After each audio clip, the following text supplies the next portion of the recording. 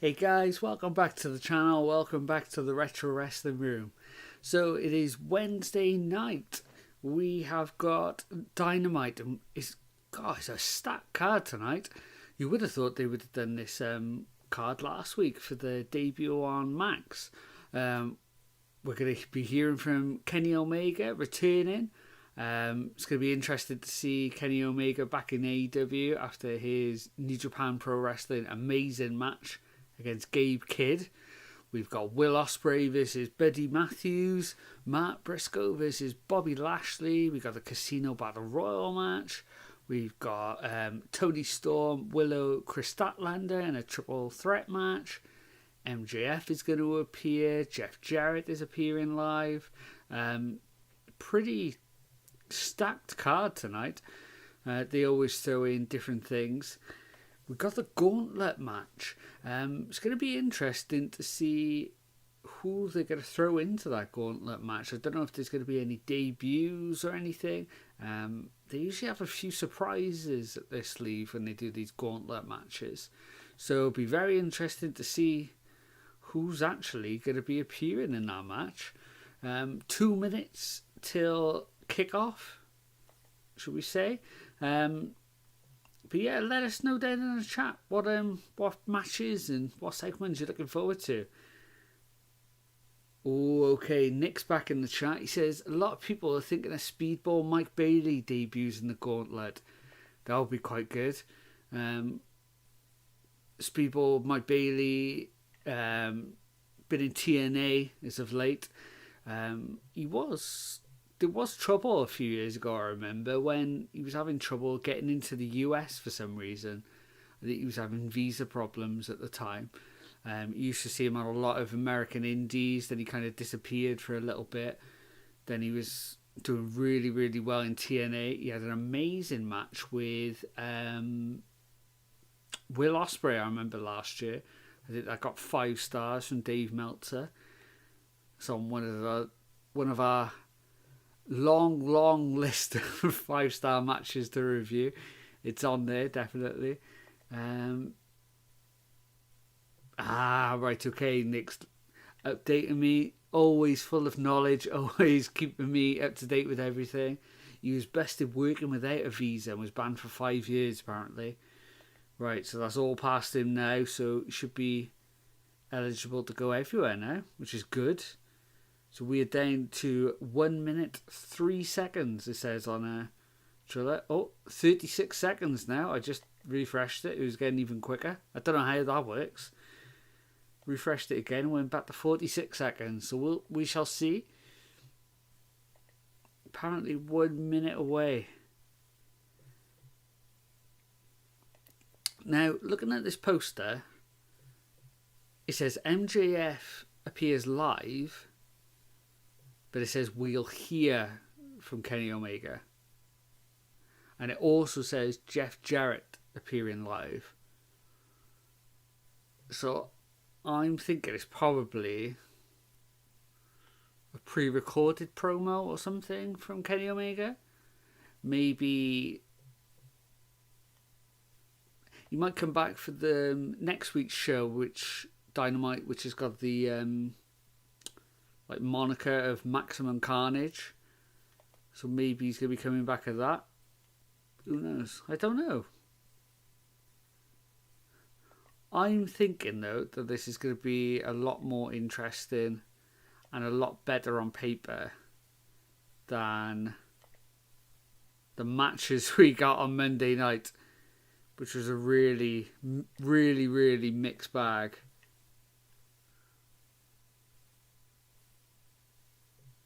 Okay, so we have started with a bang. Dynamite has started. I forgot to click play, which is typical me. So we got Will Ospreay making his way to the ring here. That amazing elevated theme tune. I'm so glad he went back to this song, because when he was a heel in the United Empire, his music was still cool and everything, but it just wasn't elevated. You know, this is such a massive babyface song.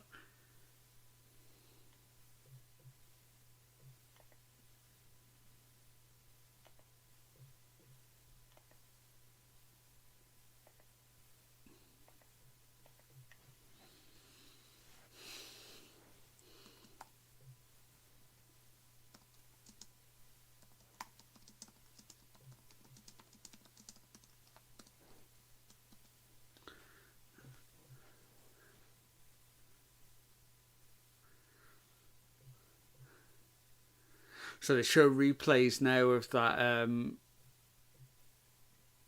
his amazing performances last week, a couple of weeks ago now at World's End.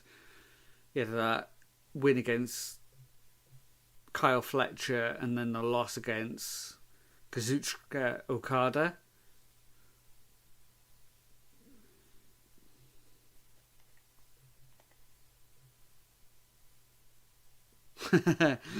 Nick puts, I didn't realise it was a song made for him until one day I realised they were going Ospreay, Ospreay.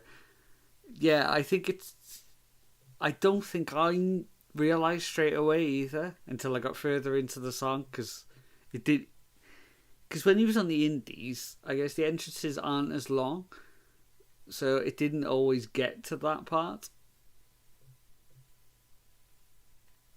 I'll lay you off of that, because I got a feeling I was exactly the same. So you can Buddy Mathews here.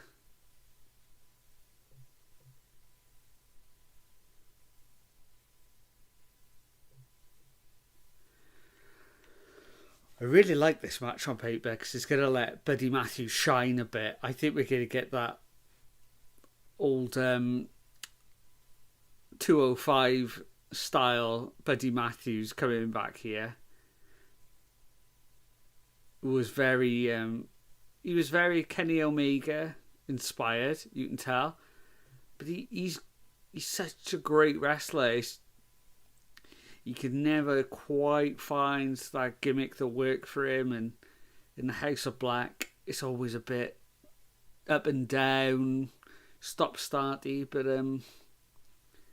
yeah, in this match, he's just going to go out there and just have an incredible match, and what a dance partner to have, Ospreay with him.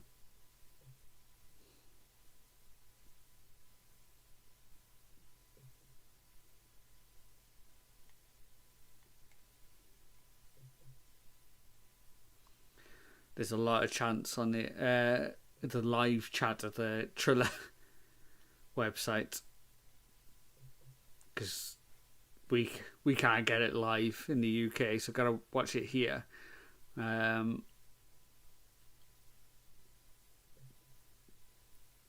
What's I saying? Oh, sorry. There's a lot of chats that just there's not going to be quite as many adverts as Raw. They're all saying, and Nick puts, House of Black is both a good and bad sport for him. Yeah. It gets him on TV, bad that he's clearly man 3 in the pecking order. Yeah, he is.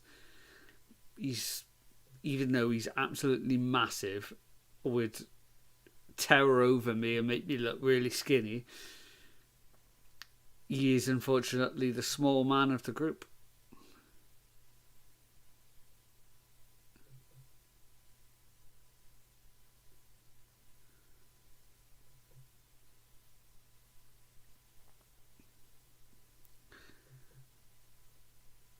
Ospreay with a leapfrog, duck under. Buddy Mathews went for that running knee. Oh, he almost got an Oz cutter. Oh, we got a backslide. Oh, and a 2 count from Ospreay there. Quick pinning sequence. 2 spinning kicks from Ospreay, both miss. A big ovation from the crowd.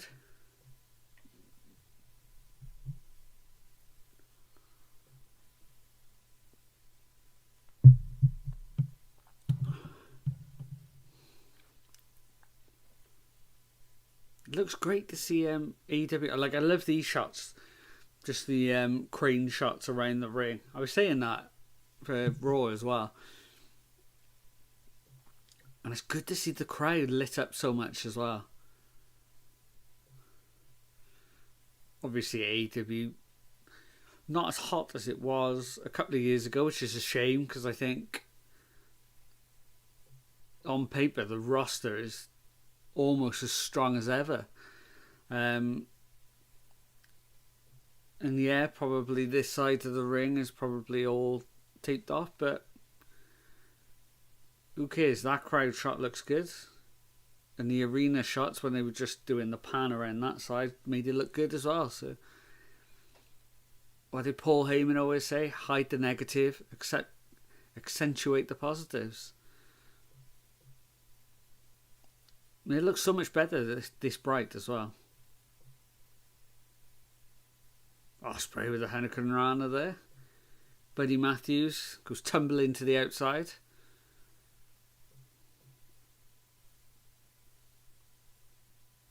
I just realised I haven't switched it over to the Dynamite Ospreay screen here. Let's sort that out. There we go. And looking at that, the chat is a little tiny bit low, so I'm glad I went on there then. Let's have a look. So the browser, double click on it. Let's get that browser up a little bit. Here we go. It doesn't cut off the end then. Bit better.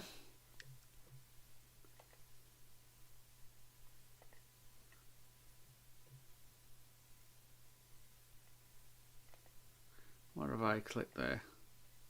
It's the trouble with having so many tabs open. I'm like that. Right, so on the screen now, if you notice on my stream screen, I've got the stars up. So for every match now, as the match is going, I can actually click on a section.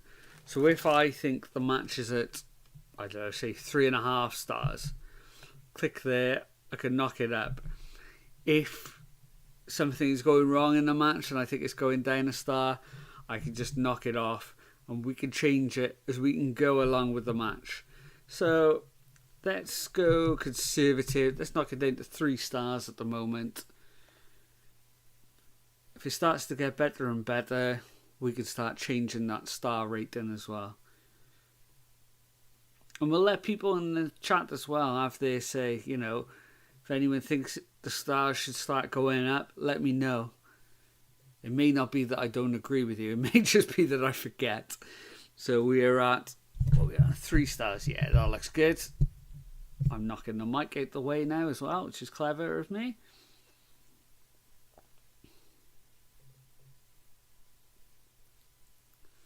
Ospreay with a few stiff right hands there. Buddy reverses the throw. Pop off the ring, handspring.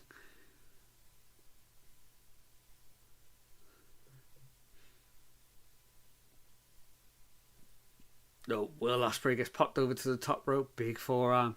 We're going to get that phenomenal forearm from Ospreay. There we go. Lands it clean. Middle of the ring. No, 2 count.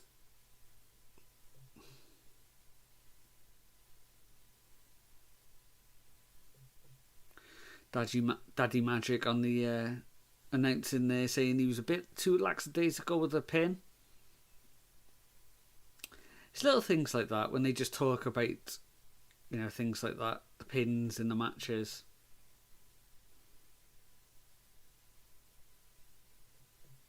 Yeah, you're right, Nick. I don't know how Ospreay still does it. Oh, massive knee to the back of the head. Oh, pop-up backbreaker there from Buddy Mathews. And then Ospreay's on the outside. Yeah, you're right. He's Ospreay's a lot bigger than he used to be. A lot bigger. And but yeah, it didn't seem to affect him at all. Big plancher over the top from Buddy Mathews. Takes out Ospreay. Smack it into the... Let's knock that rating up.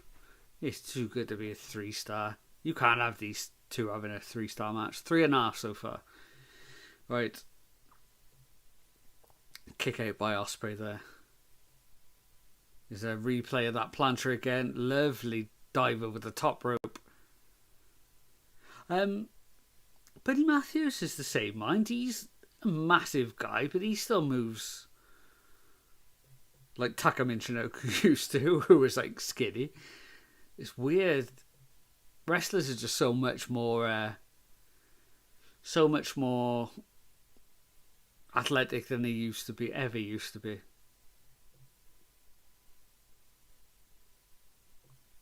And I know you get that argument that people will say, they're doing too much these days. Wait till they're in their 50s. They're going to be struggling, whatever. But I don't think they realise wrestlers take more care of themselves than they used to. They never used to do that. Everyone was out doing somas and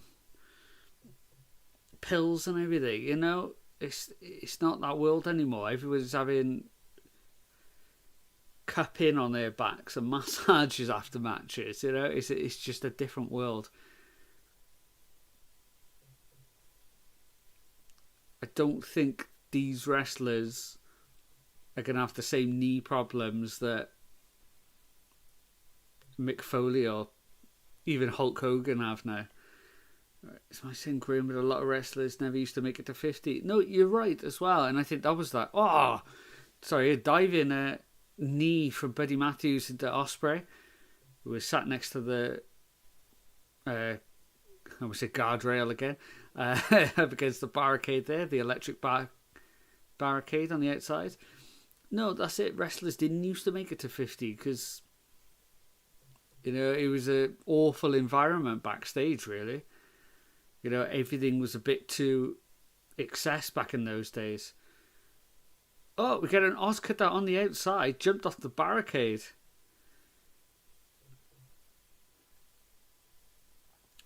So, it was just a completely different world. Even people like Darby Allin, who's an absolute madman, I think he'll be physically in a better state than Jeff Hardy was when Darby Allin is this age, Jeff Hardy. I think Darby Allin will be in better shape. May prove to be wrong. As Buddy Mathews was getting into the ring, we get a springboard basement dropkick. And there we go. There's the Oscutter in the middle of the ring.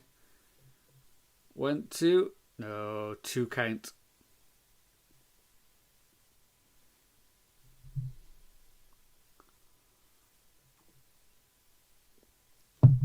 Ospreay looks like he's setting up that hidden blade.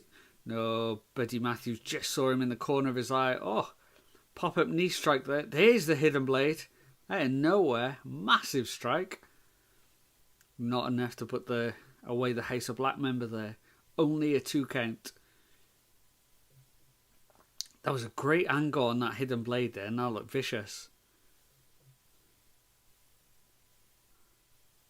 The only thing I can see on my screen when I look into that AEW crowd is the guy that's dressed as Danhausen. That's all I can see. It's right in the middle of the screen. That's all I can see.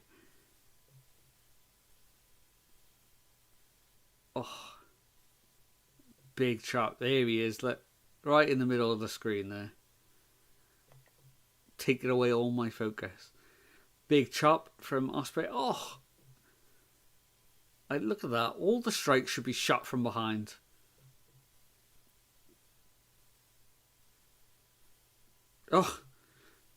Stomp to the foot. Followed by 3 massive kicks to the face from Buddy Mathews. There's that running move that Ospreay does where he runs at the opponent's body, then lands the enziguri, pops up again looking for that Oscutter. But Buddy Mathews manages to get out of it. He's got him up on his shoulders now. A reverse go to sleep to the back of the head. We're going to get a curb stomp to Ospreay. He took that move brilliantly there. Another 2 count. Right, let's knock that match up. 3 3/4 for me already. They're just so slick. Like both of them. We get the Styles Clash. That was enough to get the win the other day. No, only a 2 count today though.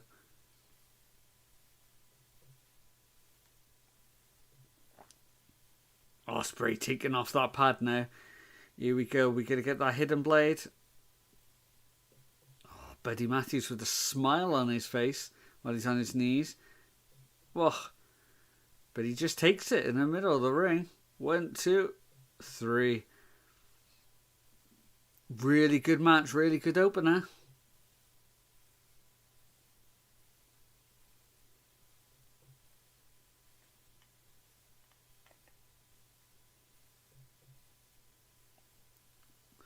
Ospreay with a win. What's the time? 17 minutes past 1. It probably started about 5 past. What was that? About 12-minute match, do you think? Does that sound about right?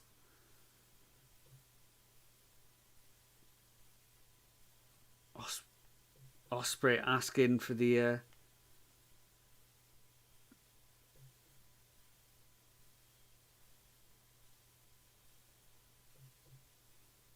So Ospreay's wanted to give a shout out to Buddy Mathews there, but actually said Murphy by accident. Corrects himself.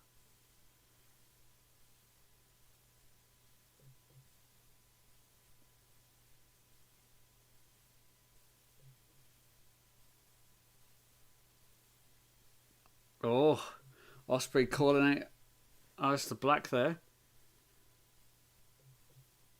saying that he doesn't need Aleister Black around.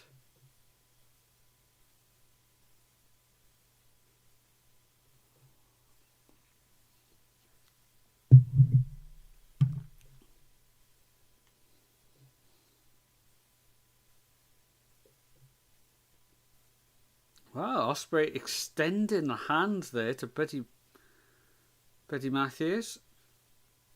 Oh, and he accepts the hand as well. Accepts the handshake. Buddy Mathews getting a big ovation there from the crowd. Okay, very interesting.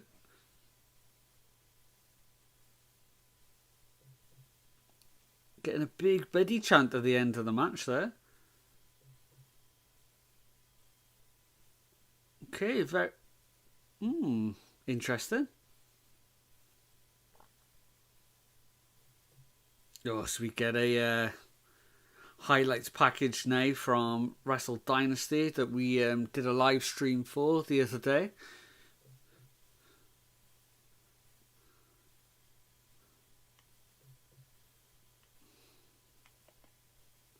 So I got up to 3 3/4 star for that. It was a good TV match, wasn't it? I don't know. No, I don't think it goes to 4. I'm not sure. Still better than anything on Raw, I think. Just for the in-ring action. You know, it didn't have the stories or anything that the Raw matches had. But in-ring, they were both just spotless.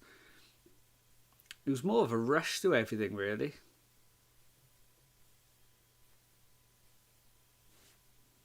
Right, so I'm going to pop it back to the home screen for now because we have got Private Party making their way to the ring, which is quite strange.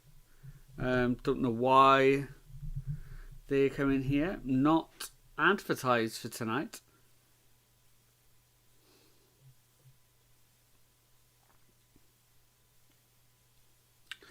So what tag teams have we got left in AEW? Obviously got Private Party, Young Bucks, the Acclaimed, who look like they're going through a bit of trouble at the moment.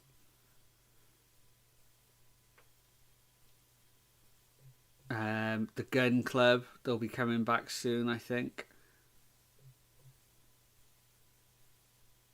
Top Flight still around?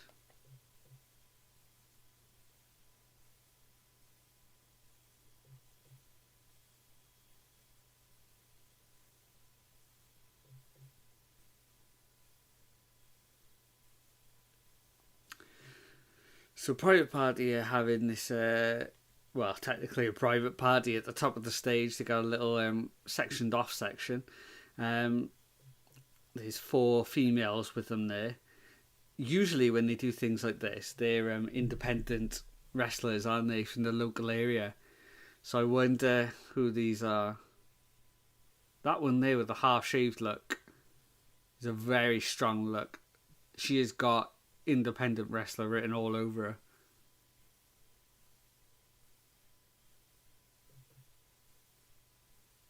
Oh, so we get music here.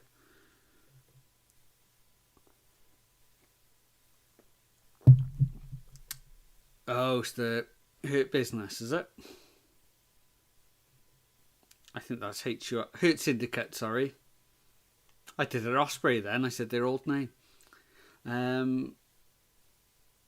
Oh, God, I missed so many names off. Cheers, Nick. Leo Andrade. Yeah, Andrade. The Outrunners, of course. And FTR. Duh.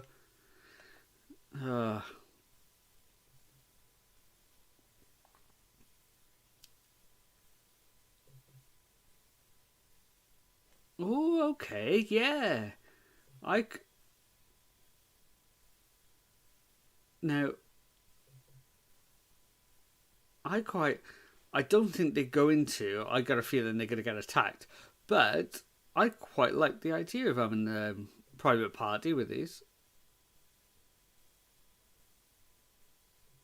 I think this would work. I kind of like that.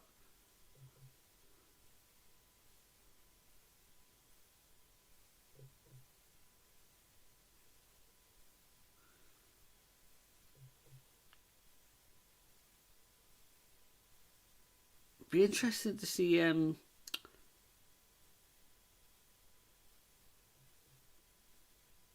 yeah, I guess this was gonna happen. But those,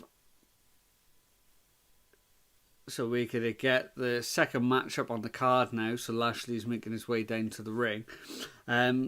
I quite like the idea of. I wouldn't have ever thought of it before, funnily enough, but seeing them all together, I quite like that pairing. That looked really good to me. It's going to be interesting to see what Ricochet does with this group as well. I know everyone was saying he got punked out by them at one point, and then he made that quick turn around where he was taking out Swerve, and everybody thought he looked really cool again. I kind of like that idea of the not the Hurt Business, Private Party being the tag team of the group. Then we get the Muscle, Lashley, the Worker in Shelton Benjamin. Obviously MVP is the mouthpiece, and then maybe Ricochet is a kind of, upper mid-carder main eventer. I can see that working. So we got Matt Briscoe just in the ring now. The Wild Man himself. Mad as a box of frogs, this lad.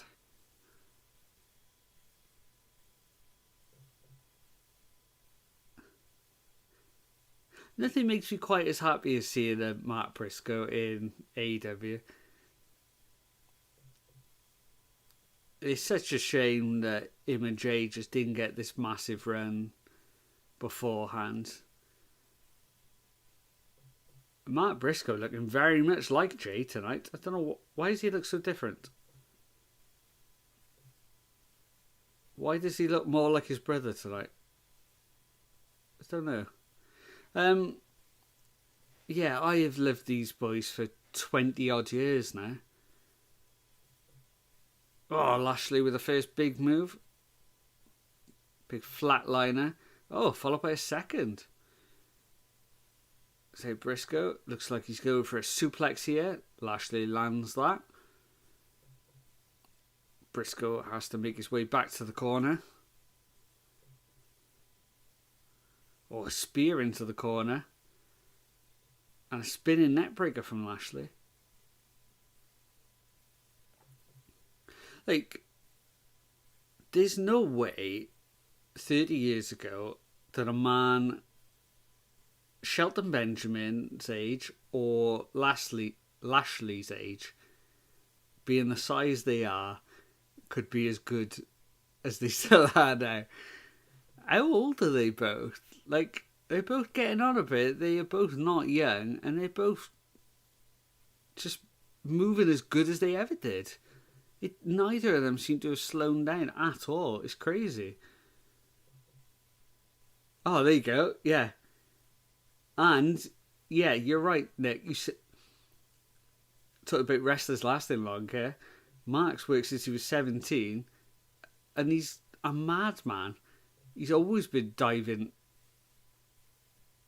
on the top of his head and to the outside. Yeah, and both of those are both close to 50. It's just crazy.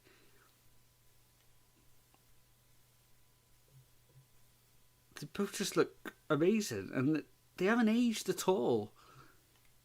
Looks or physically. Shelton's actually 50 this year. That's criminal.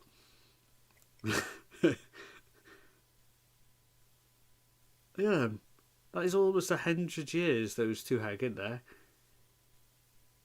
They both look like they're in their late 20s. Crazy.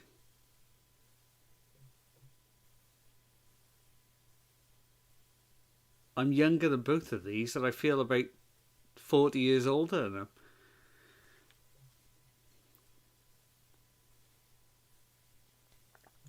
Mark Briscoe getting slammed into the barricade on the outside now. Hasn't really got anything off in this match at all so far. Just getting dominated by Bobby Lashley here.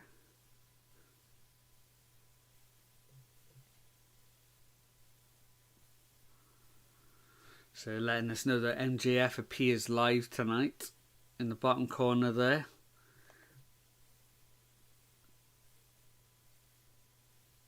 I wonder what MJF is going to do next. What's the plans for him, I wonder, at the moment? Oh.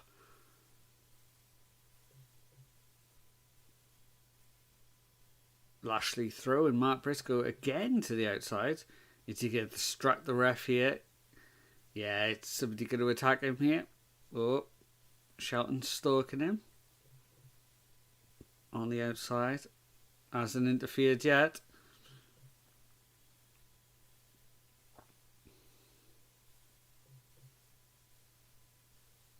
Mark Briscoe looking like he's ready for it if Shelton does look to interfere.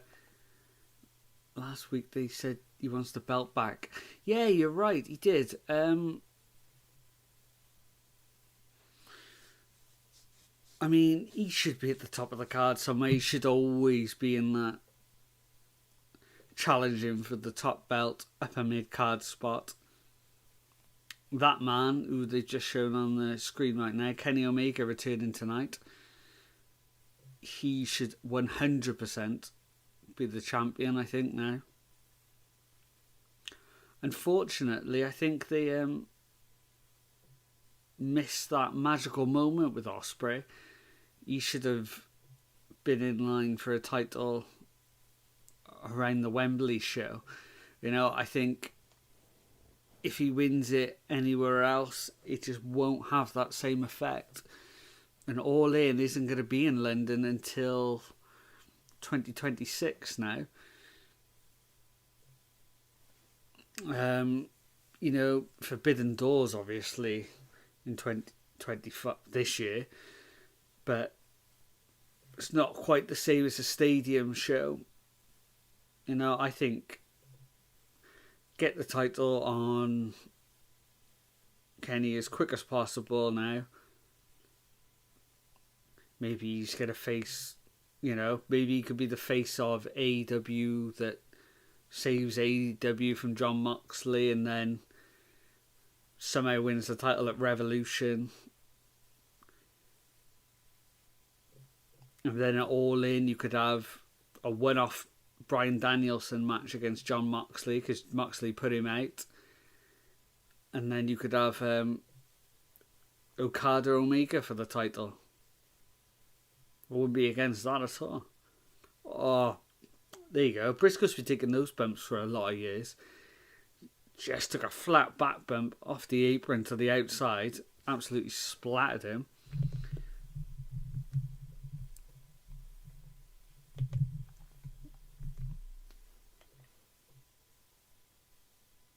Yeah, that did have to hurt. That was... You heard the thud. It's just like a deep thud.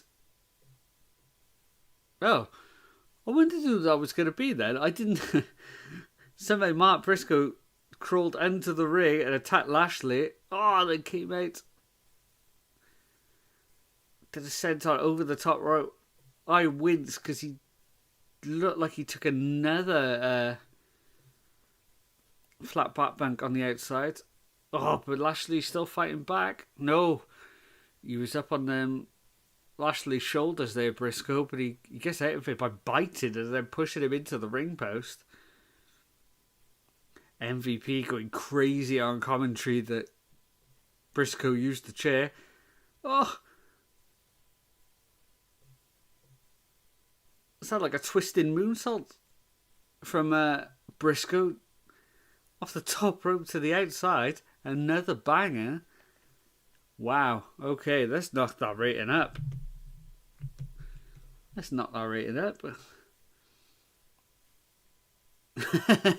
Good point. Noel says that how could he bite? He doesn't have teeth. Yeah, you couldn't get away with biting, could he, Briscoe? Because like, no, I didn't do it. And then you showed the bite mark, which has got a massive gap in the middle. It's kind of a dead giveaway that yes, you did. Looks like Dracula's been biting on somebody's arm. Briscoe looking for the crowd to get behind him here. They oblige. Briscoe came in with a running nothing there. Gets kicked away by Lashley. Comes in again. Another kick to the head. Briscoe firing up.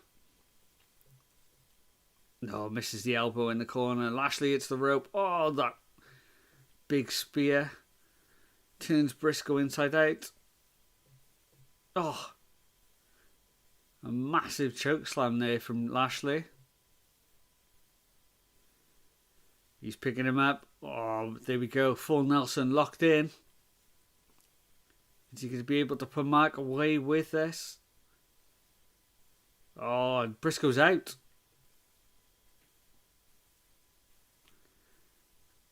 How a full Nelson ever knocks somebody out cold, I'll never know.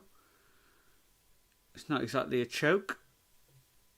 And it's not really... I wouldn't have thought doing enough damage for you to pass out for the pain, but we'll go with it.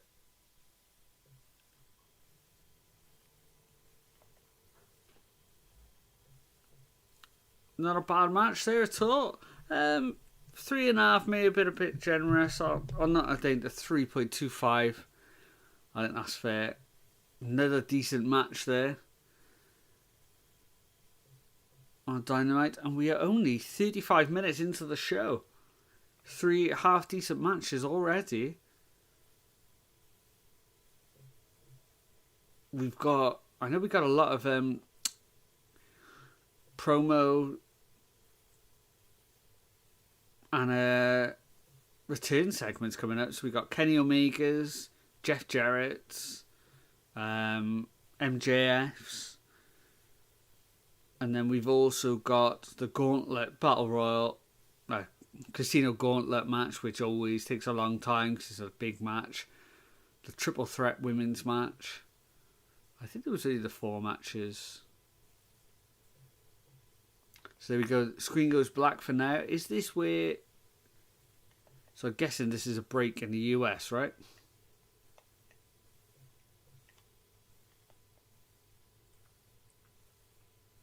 Oh, I didn't even think of that, Nick, to be honest. I didn't even think that he may appear in the Gauntlet. It didn't even cross my mind. Okay. I wonder if they will. Will they have him win that Gauntlet match then? Maybe. And this Gauntlet match, if I remember rightly, Was it for a title shot next week? Or am I making that up completely? Let's have a look at the poster 1 second. Poster. Yeah, we're going to get a world title shot next week. Do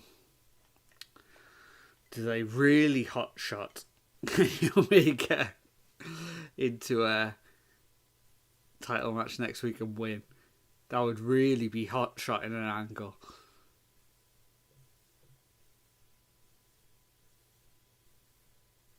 Don't know, makes you think. The thing is, can they have him in it without winning, I wonder? I don't know. I think if you put him in, he has to win. Unless, obviously, they set up a feud with somebody and say, I don't know, say an MJF or something is there and he costs him it, and then that sets up a feud coming up. I don't know. I guess you could get away with it that way. Don't know.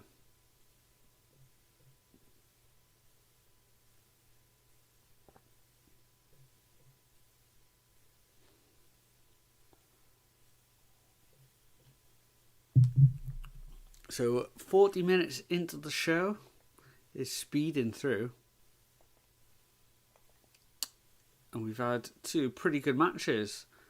I got roughly... What did I say the first match was? I think that was about 3.25 stars. Maybe 3.5. It was a good little TV match. A few spots to the outside. Looked pretty good. I thought the first match was a good bit better though, to be honest.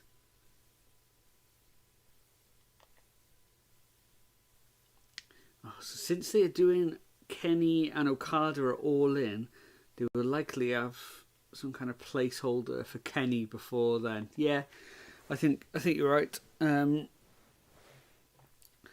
looks like, well, they had the All In banner, didn't they, behind Kenny and Omega. Kenny and Okada when they were face to face in the ring. Oh, so there's the gauntlet match already. Wow, okay. Jay White is out first. This is crazy because we'll reset the stars there for this match coming up. Now this seems mental to me because they just throw in these lift that up a bit there. Actually, I think it changed on every word. I don't think I need to do that. There we go. Let's leave it like that. They're really throwing all these matches straight away on this show. So what we could have, like 1 hour of matches and then the last half hour is like 3 promo sections altogether? I don't know.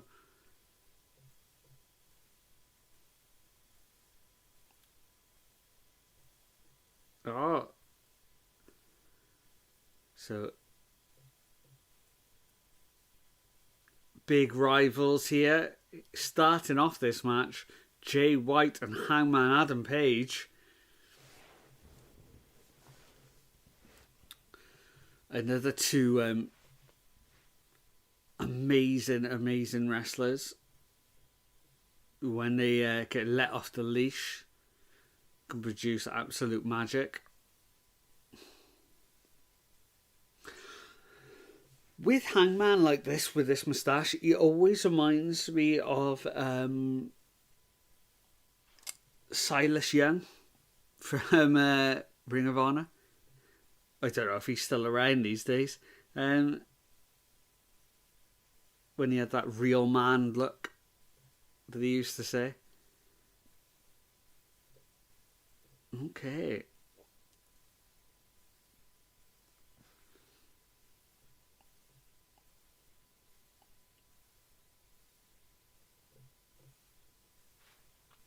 Yeah, he's got that Magnum TA look as well. Yeah, you're right.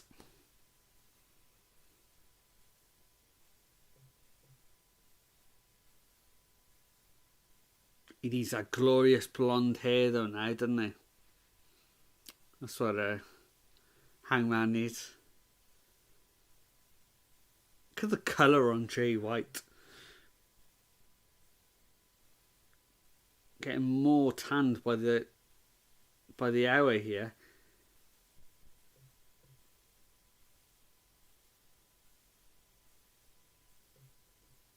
He's got a midsection that rivals Finn Balor as well, in the ab section.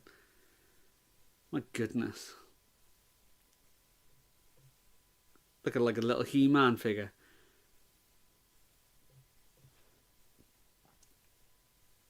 So get Hangman pushed off into the ropes. Big shoulder tackle there.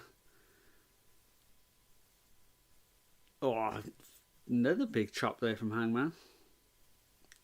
Popping Jay White up onto his shoulders. Jay White manages to elbow out, followed by a big chop. Pushes him back into the ropes. Get another reversal here. Hangman's got him up, but no.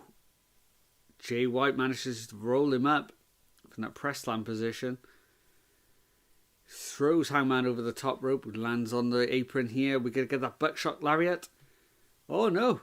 Oh, almost into the Blade Runner. Almost a dead eye. Jay White manages to get out of that as well. We get 2 forearms from each of them. Trading them. Jay White's popping Hangman onto the top rope. Suplex position. Superplex gets it. And they're both down in the centre of the ring. That sounds like it's going to be the 10 count. Here we go.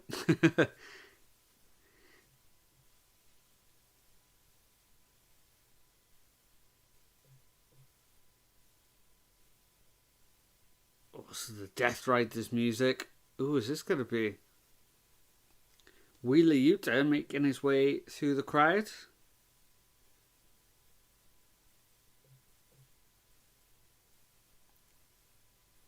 His AEW record came up there, something like 75 wins, 48 losses.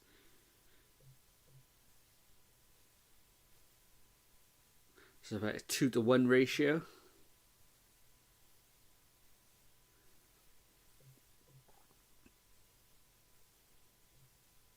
Oh, Wheeler Yuta gets caught straight away there with the Blade Runner. Is he going to be out? No. Hangman just about makes the saves there.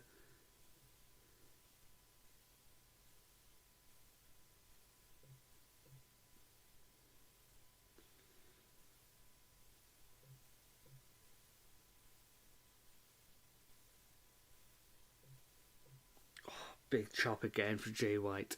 Fall away a second on Hangman. Pushes him off against the ropes. Reversed by Hangman. Swings and misses. Hangman's got him up in that press position. Oh. Throws him over his shoulders with the SOS there.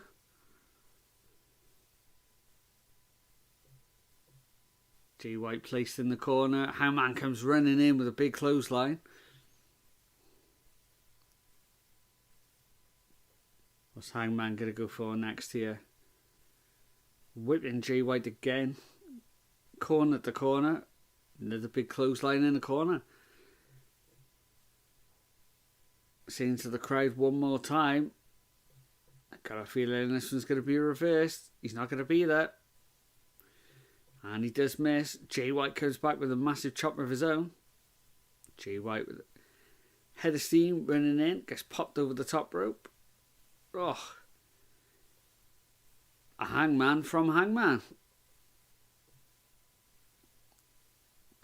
Went for a big clothesline. Hits Yuta instead of Jay White. There you go. Now he gets Jay White. They're both on the outside. Bit of a mixed response there for Hangman. I say you don't want to get too cheered, Hangman. He is the heel after all. Ah. And now we got Swerve. Probably Hangman's biggest rival in AEW. They had those series of amazing matches last year. And no, it's Ricochet. It's Ricochet. Okay, did they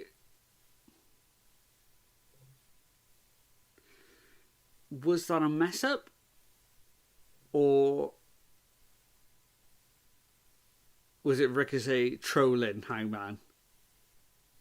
I don't know. I'm not sure. They should have made more of a big deal of it if that was the case. Ricochet getting big boos from the crowd now. Dive through the ring ropes for Ricochet. Pop-up high cross body. Springboard moonsault off the middle rope onto Hangman from Ricochet.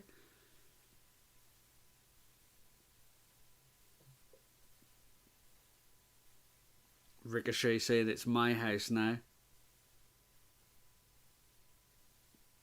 Oh, what am I talking about? Of course it was a troll job. Ricochet took out Swerve last week. Of course he did. What am I talking about? Okay, yeah, it was a great troll job. I'll give him that. Ricochet shouted out into the crowd that it's his job. Ricochet looking a bit gold tonight. Looks like he's got a bit of a weird fake tie on as well.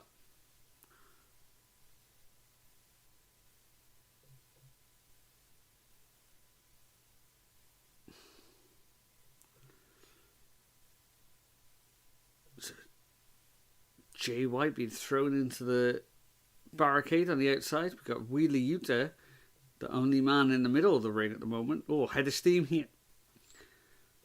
Baseball slide into Hangman, knocks him out to the outside. Ricochet picking up Hangman. Oh, big handful of hair. Throws him into the ring post. Slapping his hands together, getting the hair out of those fingers there.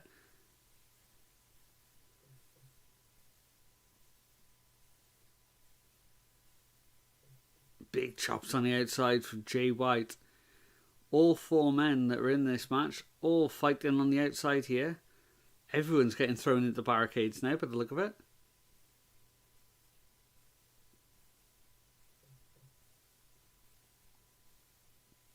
Okay, Ricochet's been thrown back into the ring. Oh, but Hangman gets caught 2 lackadaisical getting back into the ring. Ricochet taking advantage. Feels like we're going to get the countdown again any second now.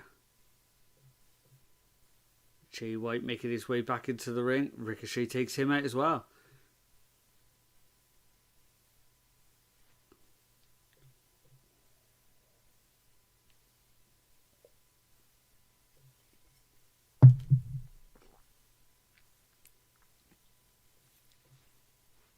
Bit of a long time now between numbers. It was very quick for a while.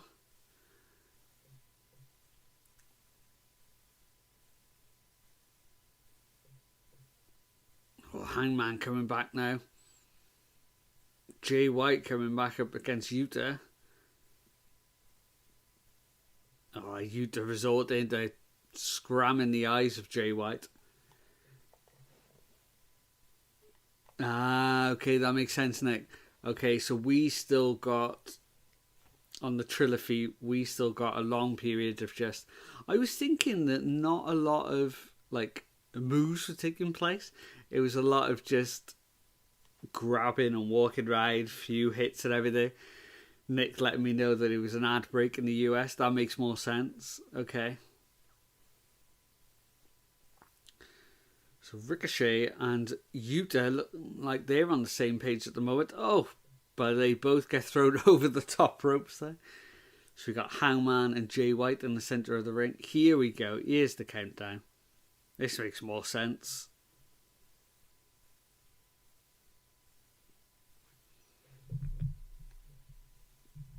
Oh, Adam Cole. Talking about men with odd tans. Here is the boy.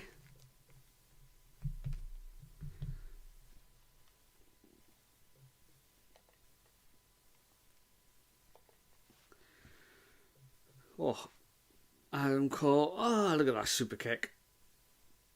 Another super kick to Yuta as well. Adam Cole running wild in the center of the ring. Oh, Ricochet with that Shelton Benjamin Shawn Michaels classic spot. We get a big super kick from Ricochet. Onto Ricochet, sorry. The Adam Cole baby chant.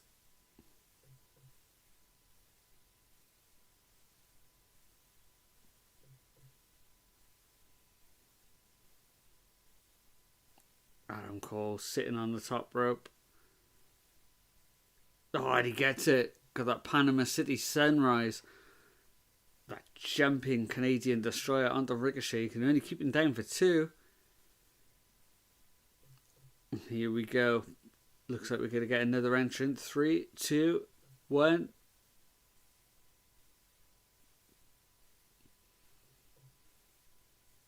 Daniel Garcia. TNT champion. Looking for a shot at the world title as well.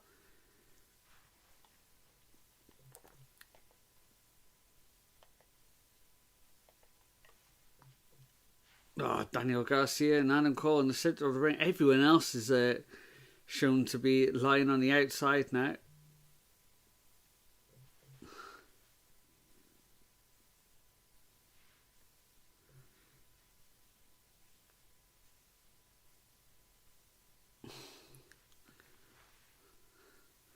Daniel Garcia on the middle rope. Gonna get a 10 punches to Adam Cole. No, Jay White comes in. Looking for a big strike. Oh, Daniel Garcia has now got 2 men in the corner. Oh, it's Daniel Garcia now with 3 men in the corner. Never seen this before. Hitting all men for a 10 count. It's got Hangman, Adam Page, Adam Cole and Jay White all in the corner, all getting hit by Daniel Garcia.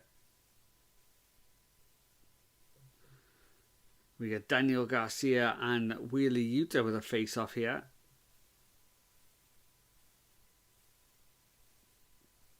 Oh, a big slap battle in the middle of the ring now.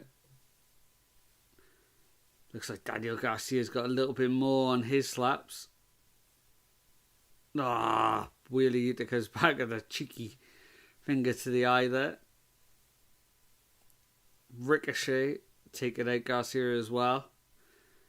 Taking all the accolades for that. Nose put Garcia but Baby in the corner. Nice. Well done.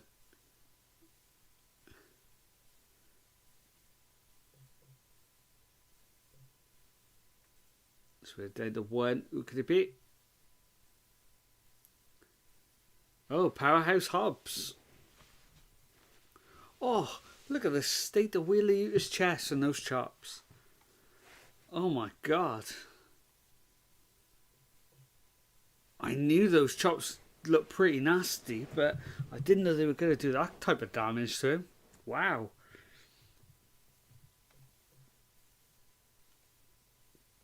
Oh. Powerhouse Hobbs. Some massive overhead suplexes there. Here comes the third. Caught Jay White coming in. Hangman Adam Page managing to get a little bit more offense onto Hobbs. Mocking the size of Hobbs there. Oh, but he's caught. He's caught in the corner. Powerhouse Hobbs. Another overhead suplex. Takes out Hangman as well.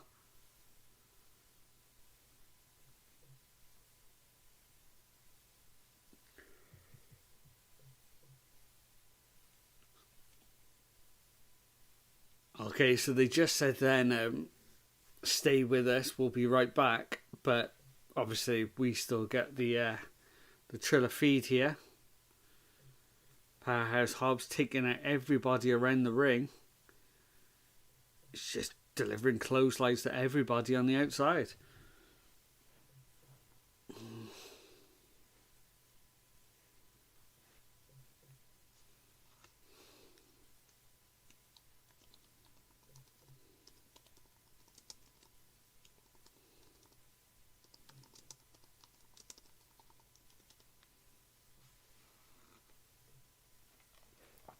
Everybody attacking Powerhouse Hobbs in the middle of the ring now. So yeah, now I've realised that this is technically an advert in the States. This kind of makes sense. It does feel like they're all kind of holding back a little bit. Just kind of doing a little bit to get to that next spot type of deal. Just had a massive chop from somewhere. I don't know who that was. Jay White chopped somebody on the outside. I can't work out who it would have been though. Oh, Wheelie. Oh, Paul Wheeler again. Daniel Garcia with a fisherman suplex onto Ricochet. Oh, Jay White just dropping Wheelie onto the apron there.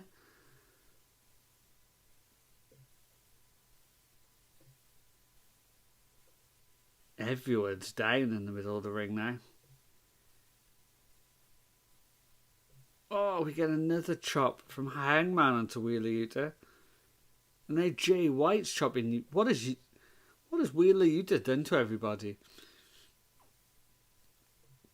I know in storyline, like, he's obviously trying to ruin the company with the Death Riders.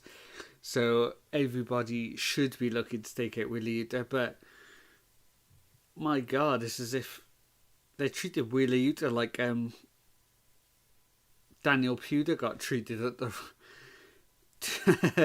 Royal Rumble in like 2003 or whatever it was. 2005 maybe. Oh, next week. Yeah, he did. He killed Danielson, didn't he? Put the bag on his head, took him out.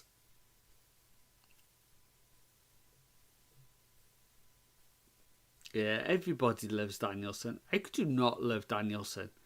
There's bound to be somebody that like hates him, you know, somewhere. Somebody really strange.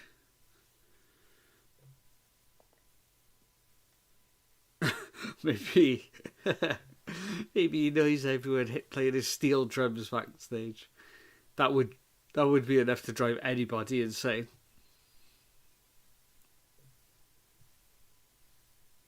So you got Powerhouse. Oh!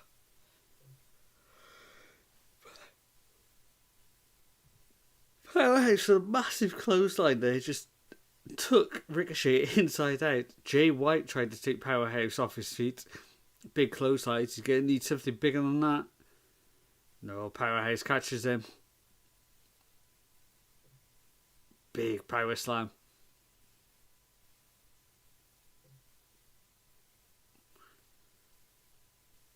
Getting big meat chance here. Powerhouse coming in. Oh, Jay White takes out the knee. Powerhouse Hobbs crashes into the middle rope. And here's the countdown again. Who are we going to get? We're up to 5.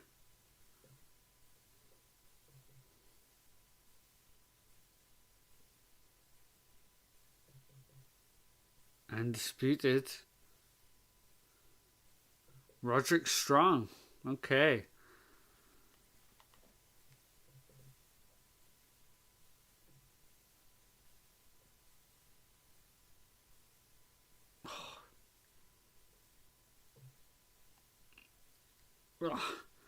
Roderick Strong taking out everybody here. We get those nasty looking backbreakers.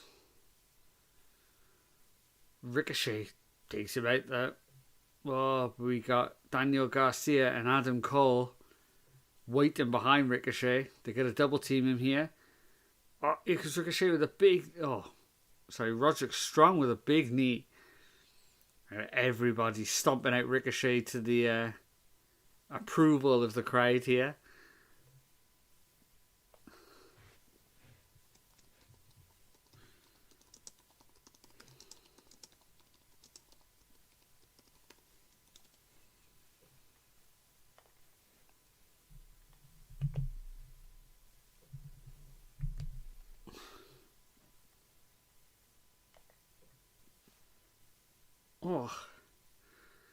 Handspring into the...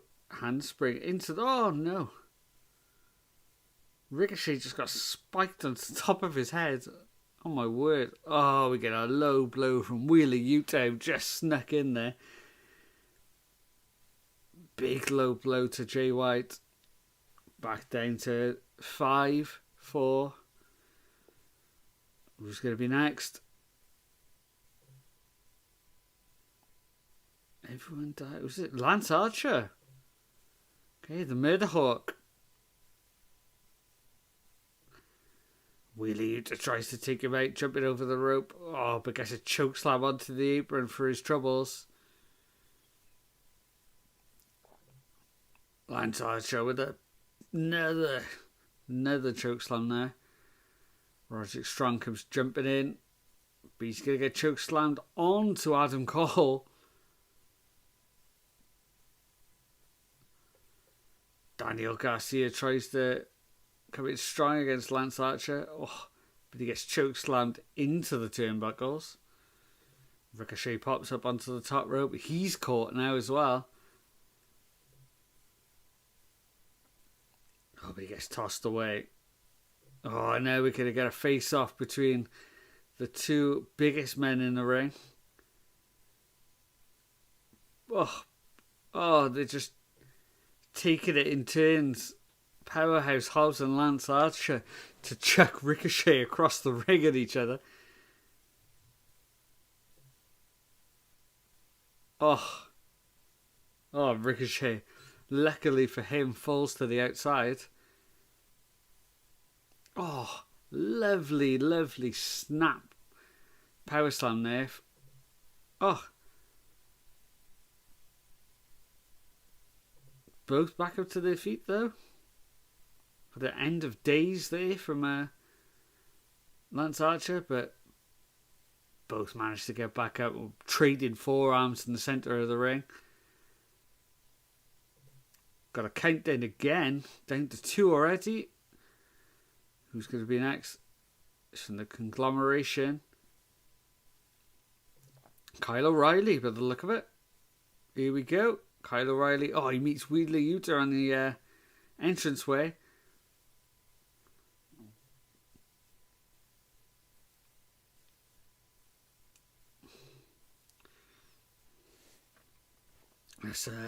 Let's knock that match up to 3.25. I think that's fair so far. Is that right? 3.25. Not bad.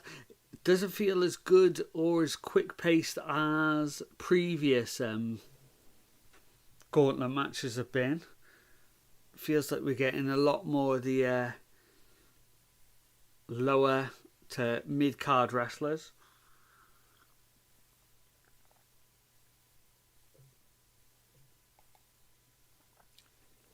Because who realistically in this match at the moment could or would be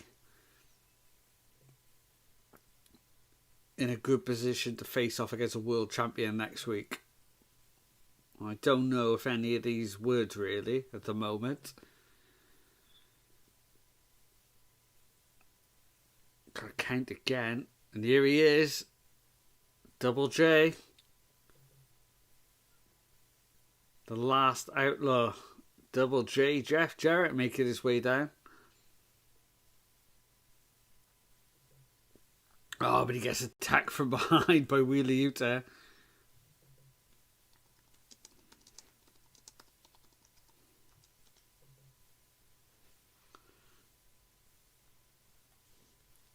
Oh, Wheeler Yuta attacking Double J. Looks like they're going to go all the way to the back here. Super kick onto Lance Archer from Adam Cole. Wow, so it looks like Jeff Jarrett and Wheeler Yuta right at this match at the moment because they've gone all the way to the back. Powerhouse Hobbs, big charge, took out all of Undisputed Kingdom there. It's Lance Archer and Hobbs once again.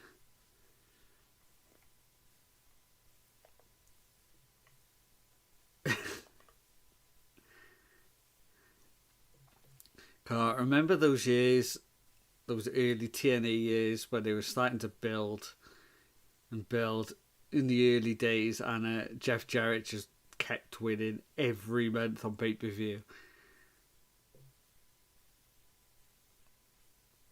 I felt like it lasted for about 20 years. Spinebuster from Powerhouse Hobbs. Wow. Oh, okay.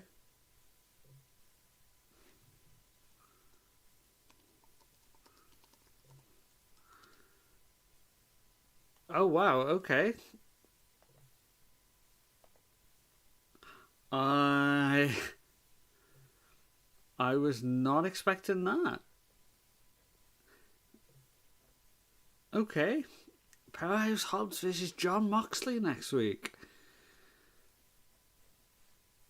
Okay, maybe. Well, there you go. It's not the usual person. They're trying to build somebody else. I can see that. Okay.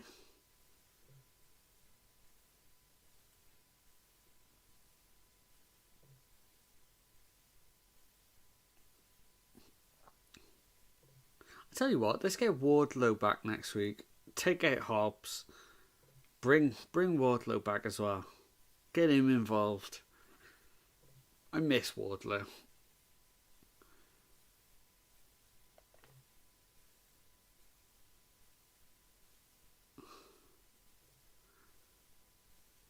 Okay, Hobbs saying that it was Moxley that brought him to AEW.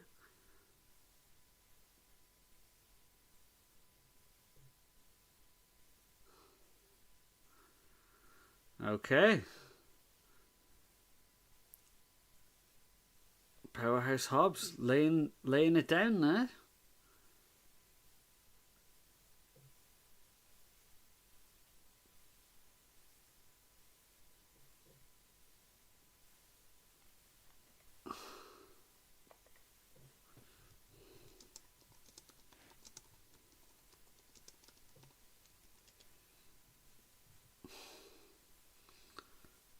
Jeff Jarrett's made his way back out here. He obviously got away from Utah somehow. Jeff Jarrett coming all the way back. Oh, I guess this is going to be his section then next, I guess. Maybe. Who knows? So not a bad episode so far. Of Dynamite. Let's flick it out because he's going to be making his way next anyway, isn't he? Yeah, what are we thinking so far this week's Dynamite? Yeah, pretty damn good opener. Then we had... Oh my god, I forgot what the second match was already.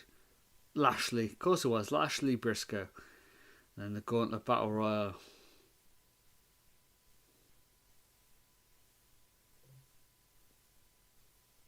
Yeah, I've enjoyed it so far. It's gone pretty quick as well. Seems to have a good...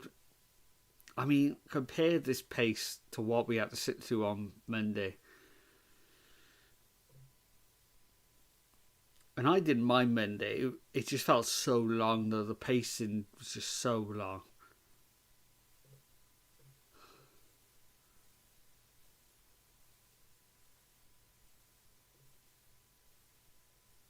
There's a woman in the crowd there with a bald cap on, red sunglasses. What's going on there, I wonder?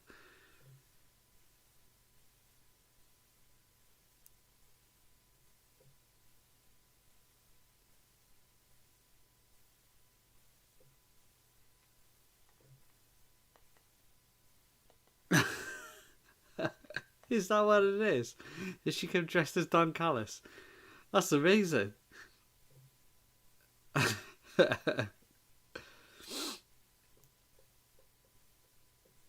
Oh wow.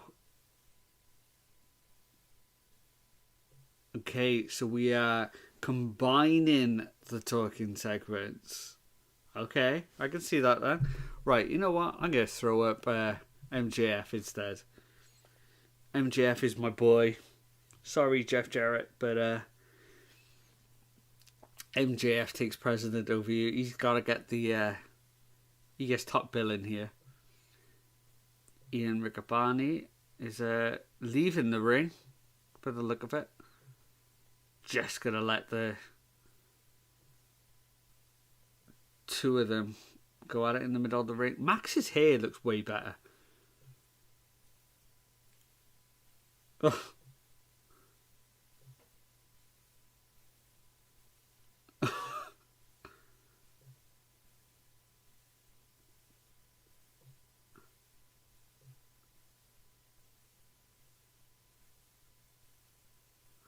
Talk about somebody else who's getting more and more tanned by the minute. MJF.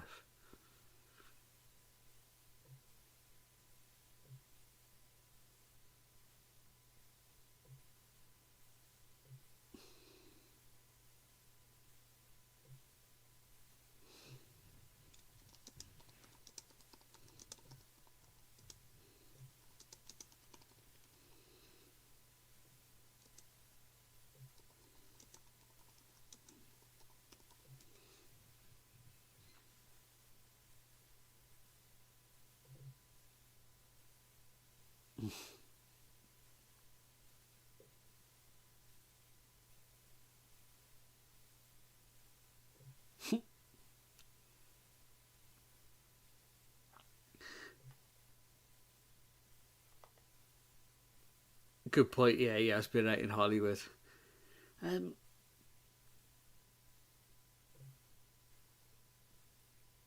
For somebody who stumbles over their words as much as I do, struggles to speak, I just go silent when I'm listening to MJF because it's just so effortless.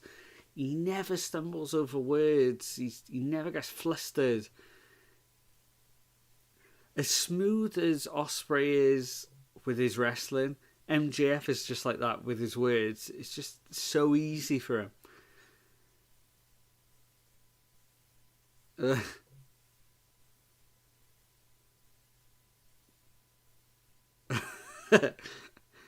MJF telling Jeff Jarrett that his dad was a big fan of him when he was a little kid.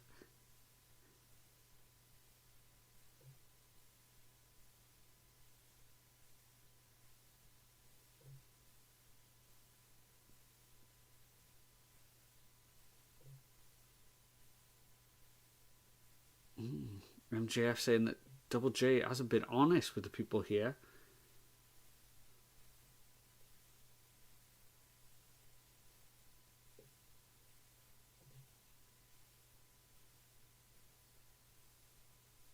Okay, so MJF is telling everybody that JJ has only signed a 1-year contract.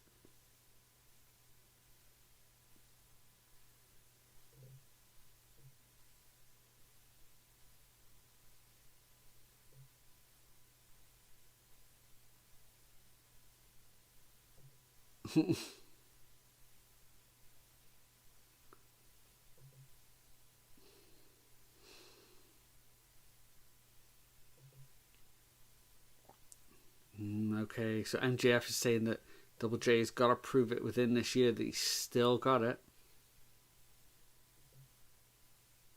And we got a "You still got it" chant from the crowd.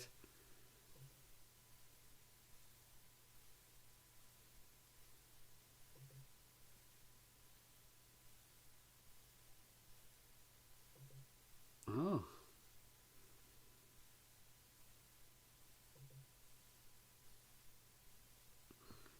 MJF's offering his help to get Double J the championship. Okay.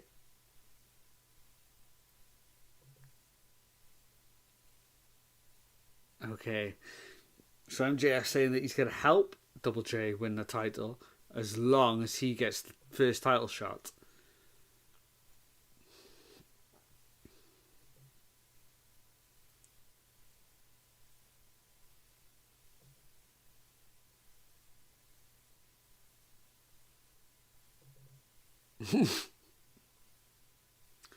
I've got a feeling that Double J is not going to take this deal here.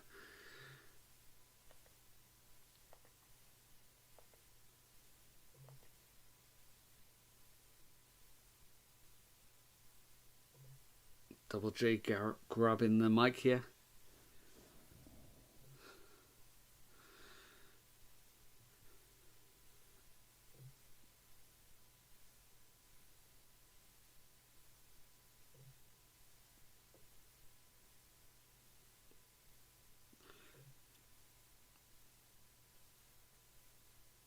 Okay, Double J giving him a bit of advice here.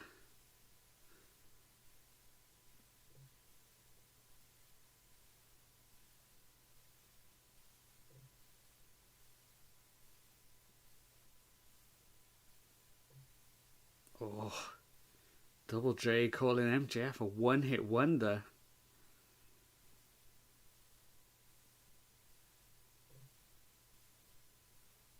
And we get a one-hit wonder chant from the crowd.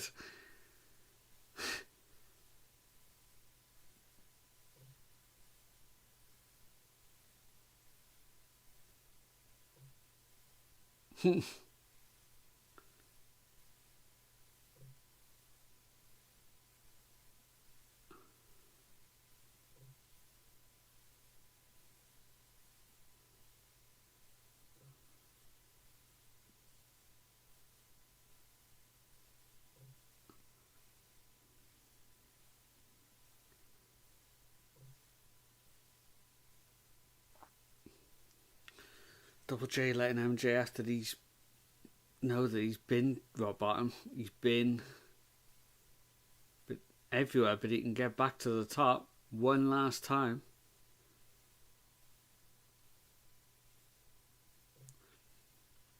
He's giving MJF the riot act here.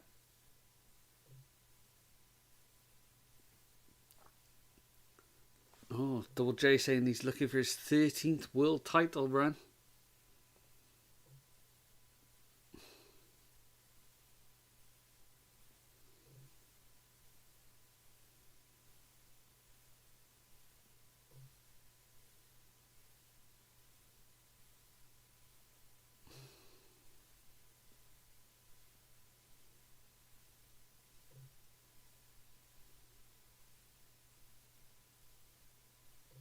Oh, he doesn't take the deal with the devil. I got a feeling Double J's going to start to regret that. And we're going to get a little few week feud there with those two. I don't mind that, you know. Give Double J a nice little feud to finish his last year in wrestling off. I like that. You know, MJF hasn't got anything going on at the moment. The main event scene, I guess, is all that upper mid-card spots are as packed as it's ever been in AEW. Everybody's, you know, you've got Kenny Omega coming back, Jon Moxley's the champion, Will Ospreay's up there, Ricochet's up there, who else? Probably Cope is probably around that. You might be going for a title soon. So, you know, she's got a lot of people at the moment, and MJF kind of, he hasn't got a feud or anything going forward. So yeah, for a few weeks, couple of months, I kind of like that. I don't want to see him feuding for 6 months, put it that way, but for a little bit, yeah, I can see that working. I can see it working.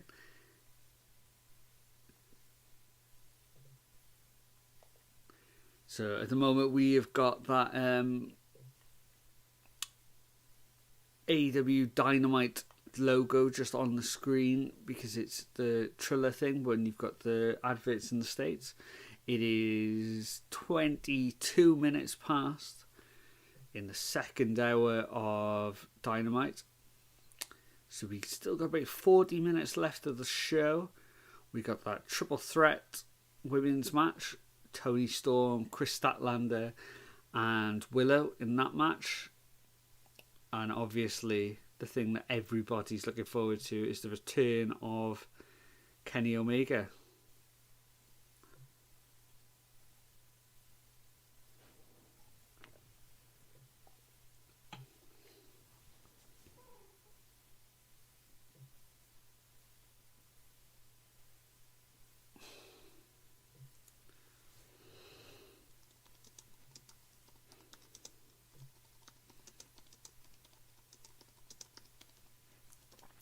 So the way this is set up now, the way that this show is going, I'm saying that Kenny Omega is definitely making a live appearance.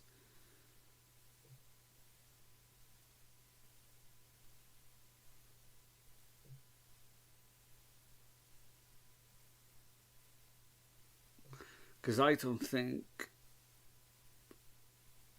that triple threat closes the show now.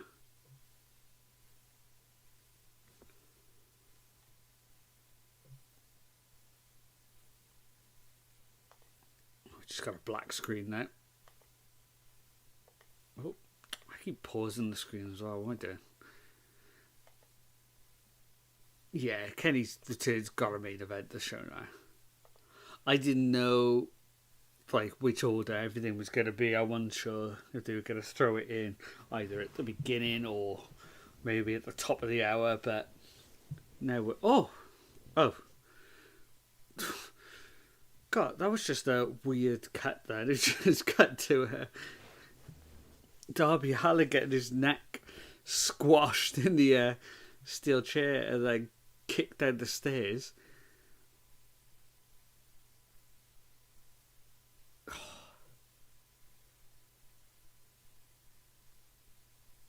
Okay, so we got Cope coming out here now.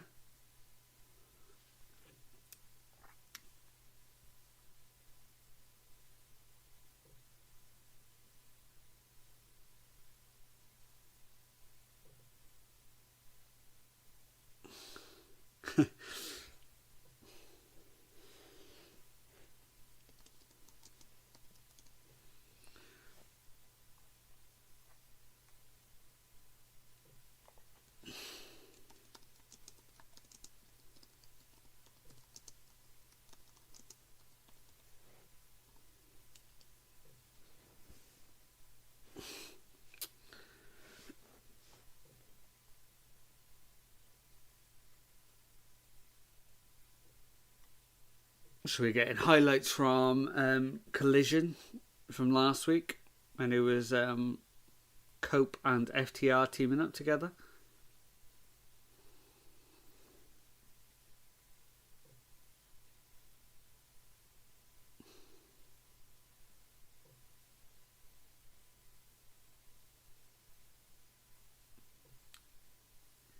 He's calling out Jon Moxley. Nick's put, in hindsight, I wish they had saved Briscoe versus Lashley for the second hour just to break up the promos a bit. Yeah, that's what I thought, because the way we were running through the matches in the first hour, it's hang on, we're going to have 1 hour of matches, 1 hour of promos. And it is kind of falling that way now.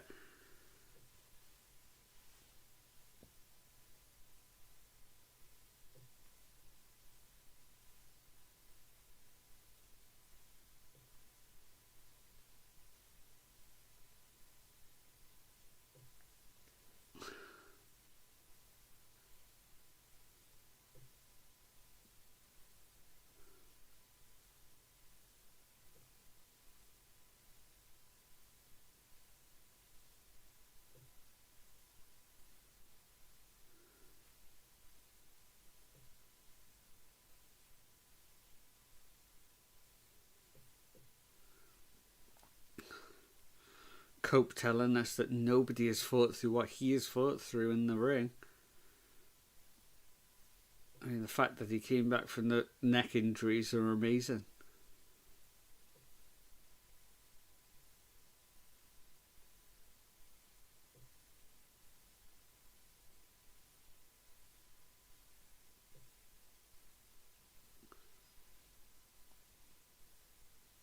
Yeah, when he broke his neck the first time, oh yeah, if he broke it against Eddie Guerrero, it's probably almost 20 years ago now.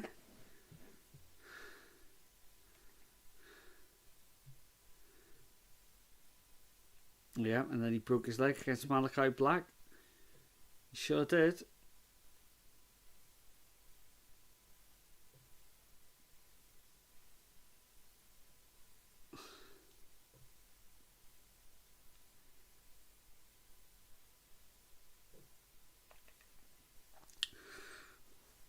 It's Cope telling us about all the times that he's been injured and managed to get back up.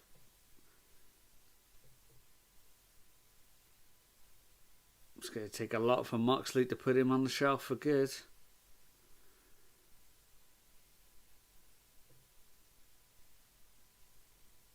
It's the Death Riders music. You're going to get a promo from them in the crowd somewhere.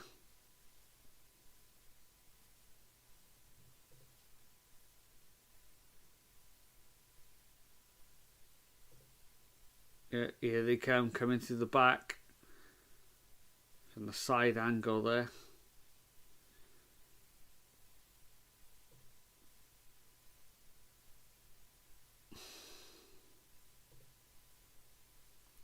And see, I wouldn't even come to the ring if they're going to do a promo. I'd do it from there.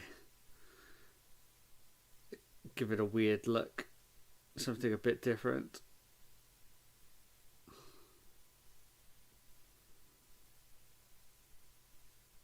There's no mics in hand though, so maybe they're not coming out here to talk.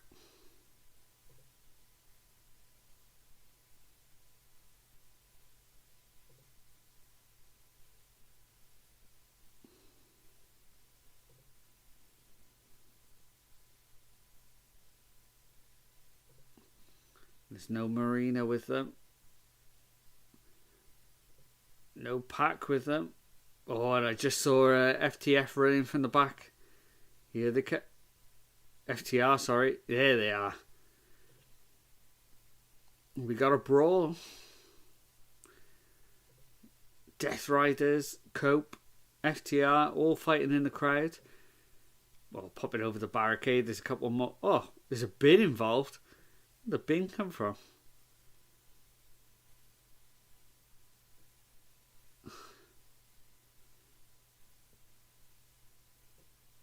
Big boot by Cope to John Moxley in the middle of the ring. Cope feeling it. Oh, he's setting. Looks like he's going to set up that spear. No, he is Marina.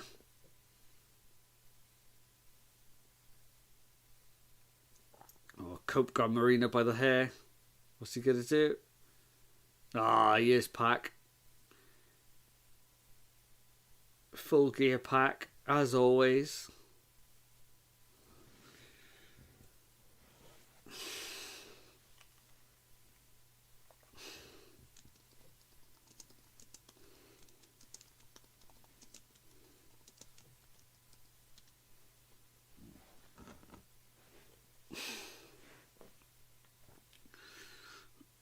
Let's get a bulldog choke from Mox here.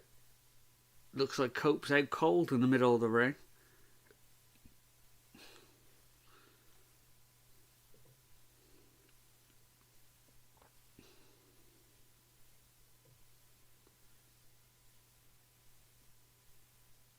Ah, Marina's just pulled out the bag.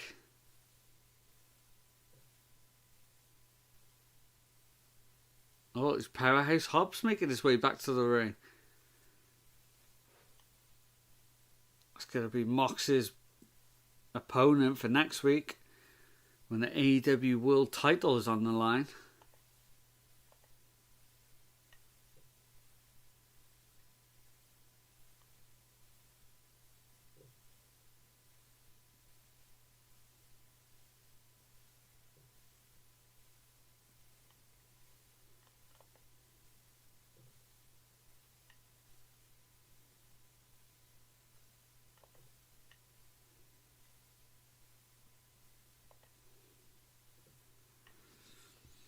And the Death Riders retreating.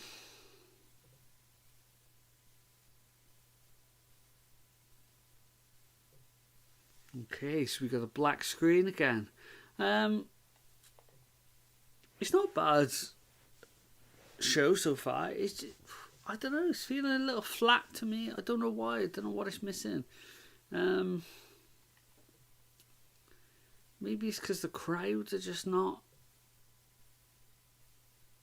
as into it as I thought they would be. I mean, they're going to come unglued for Kenny, surely. But, yeah, I don't know. There seems to be something missing. I can't quite put my finger on it, though. Yeah, interesting.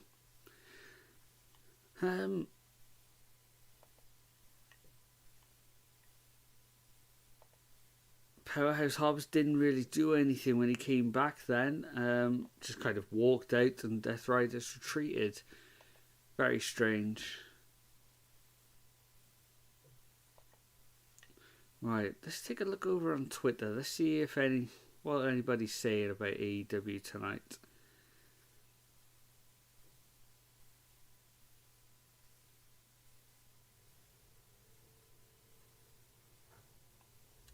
Do we have any...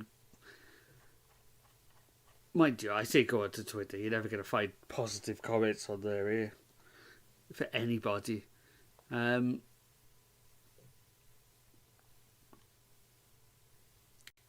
let's see what I can...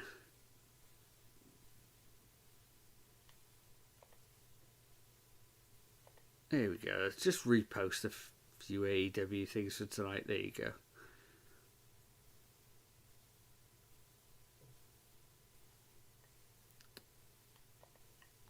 Right, so the highlight of the night so far, for me, it's got to be the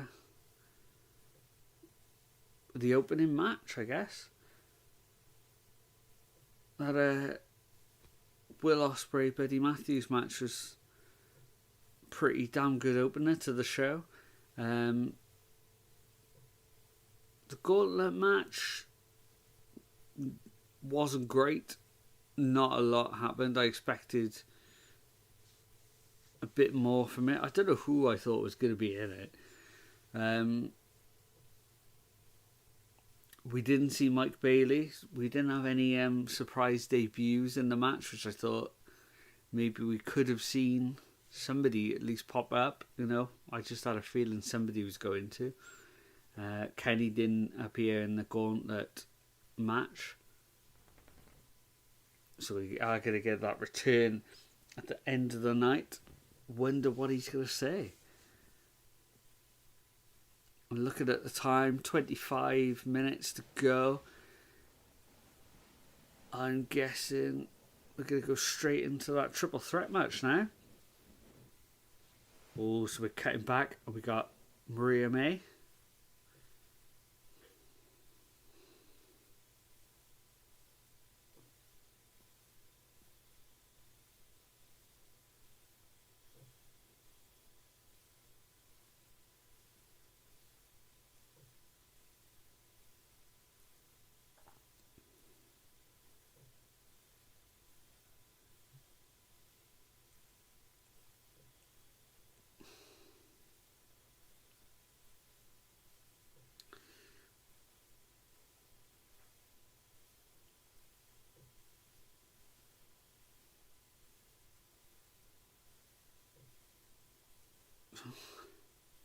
Maria and Harley setting up hot girl graps for Saturday. Non-title match they're looking for.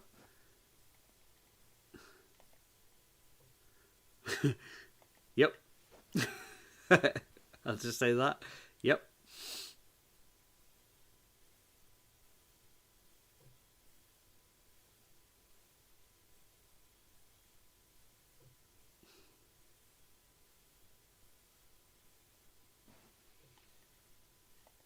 So here we go. We got Tony Storm with that original music. Let's flick that over to the main screen. So we've got Statlander, Storm, and Nightingale in this match.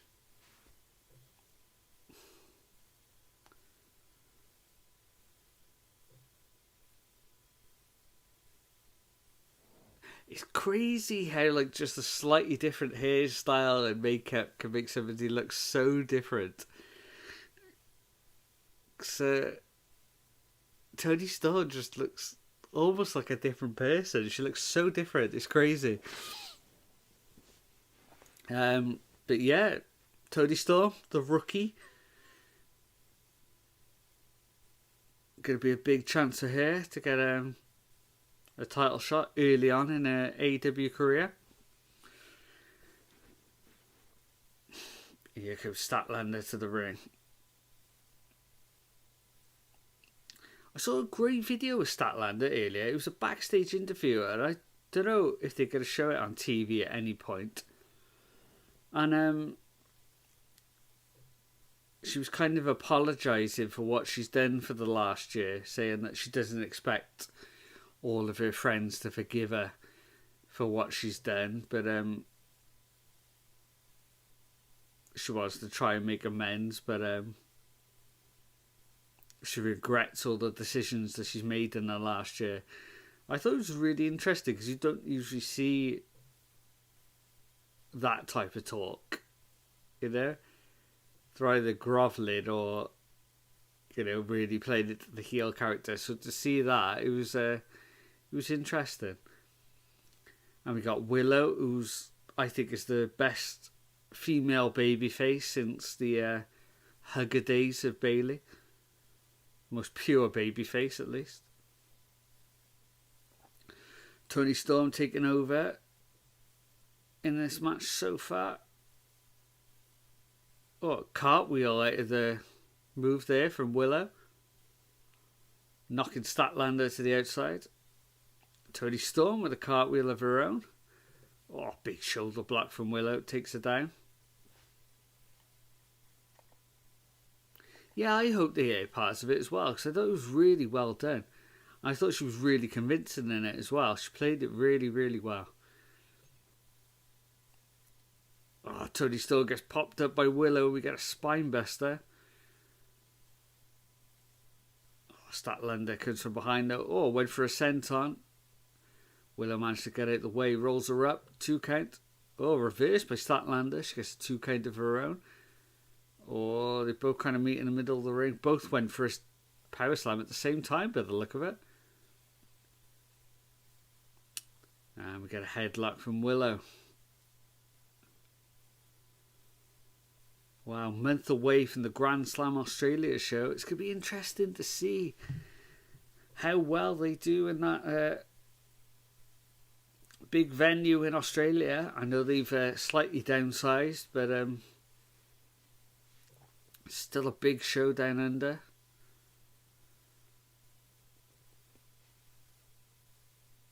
Toni Storm with a big charge there. Doesn't get anything. Gets thrown out yet again.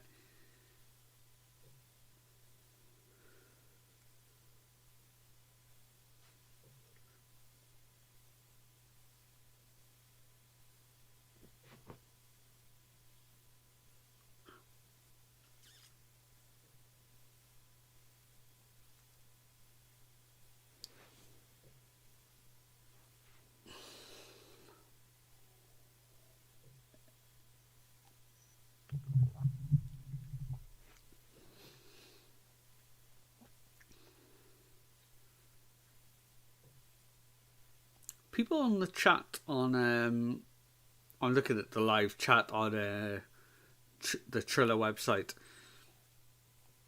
and they're saying, "Where's Tony Schiavone tonight?" And then somebody's put, maybe he's been suspended for being a jerk as well. I didn't notice that he wasn't there, to be honest. I didn't even think of it until somebody just said that.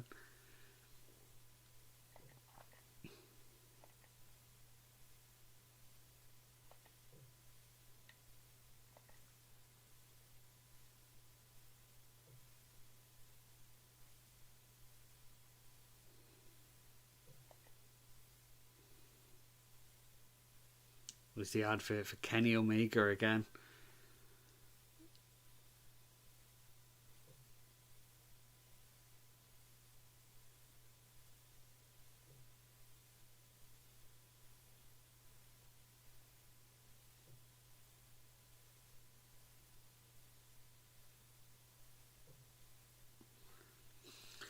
So the three women in this match, all in headlocks in the middle of the ring now. The first triple threat match that, or the earliest one that I know of, was that ECW one. I know that was one of the main spots that everybody remembers from that match.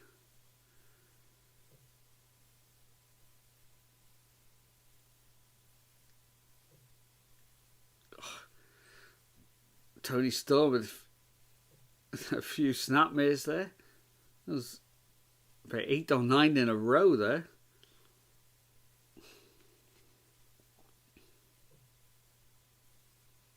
Everyone on the outside of the ring again now.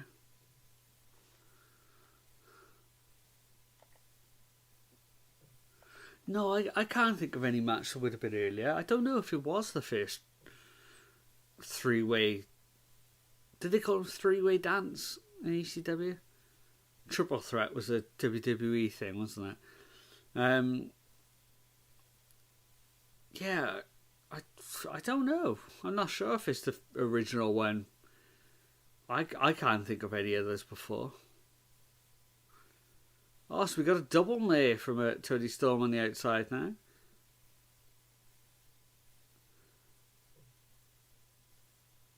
Jogging around the ring.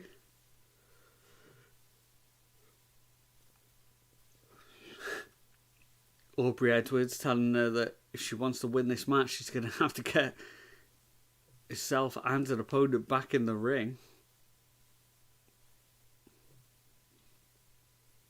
Obviously can't have a countdown in a three-way match unless it's a double countdown and you're still in the ring. Big chop by both Statlander and Willow onto Tony Storm. Everybody trading chops now.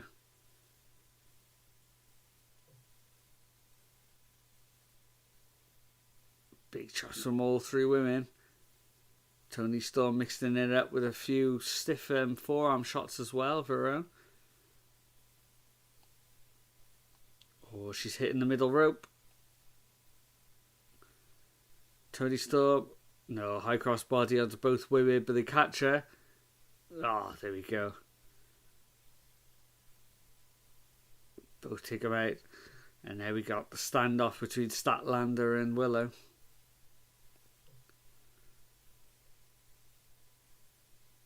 Statlander there looked apologetic. That's the character that we were talking about earlier.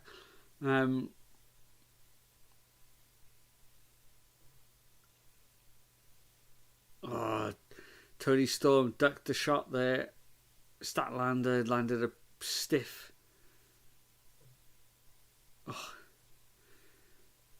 shot to Willow instead.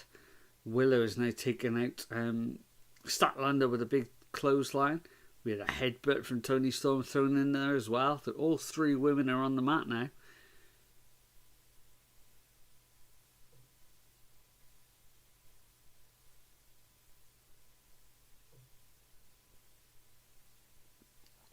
Tony Storm looking for that quick pile driver that she does. Oh, we got a missile drop kick from Statlander. Takes out Tony Storm. She's going to go for something else in the corner now. No, she gets hit with a pounce from Willow. Sent her flying. Tony Storm up on Willow's shoulders. No, she gets off.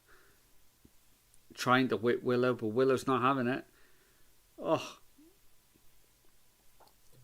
Willow whips Tony Storm into Statlander in the corner. And then we get a cannonball from Willow. Takes out both women in the corner.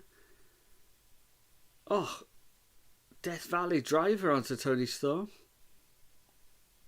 Oh, Tony Storm just about gets that shoulder up. We get a 2 count for Willow here. So let's have a look at the star ratings. I'm going to go 3.25 at the moment. I think that's a fair number at the moment.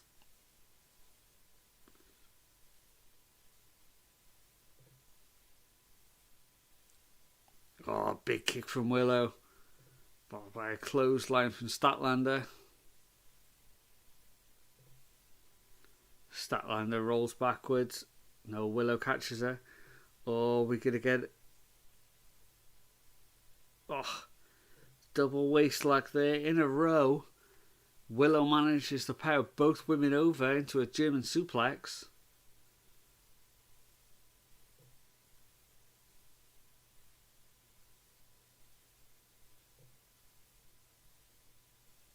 Oh, roll up from Toni Storm. Looking like she may have snuck a win there against Willow, but Statlander comes in. A few reversals here between Willow and Statlander. Oh, Willow gets pushed to the outside.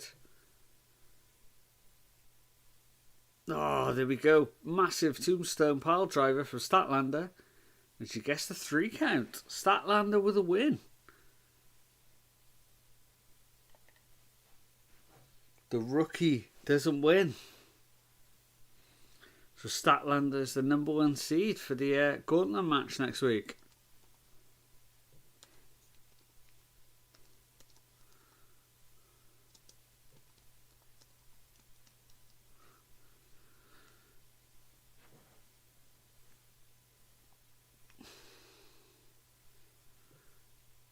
So we got 10 minutes left in this feed. Only 1 man to go.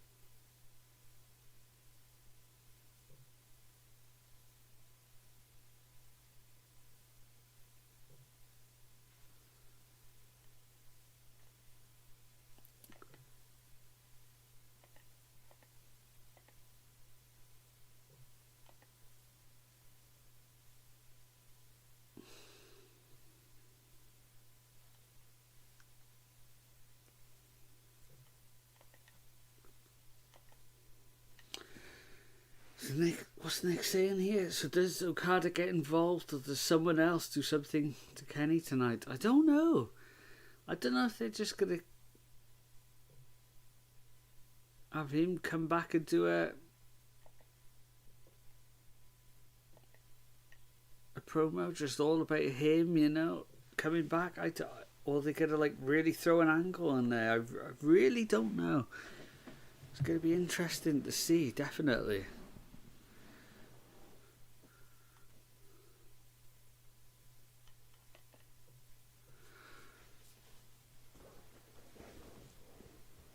Starting to get uncomfy here. There we go.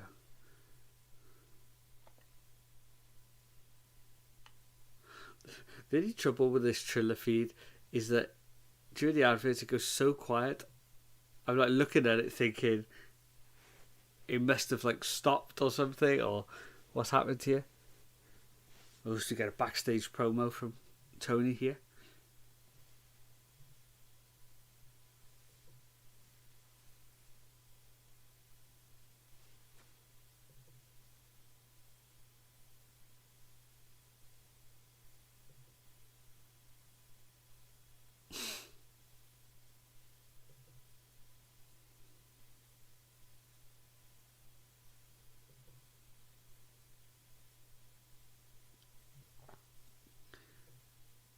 Tony Storm playing into that rookie gimmick again, saying that she's just not ready yet.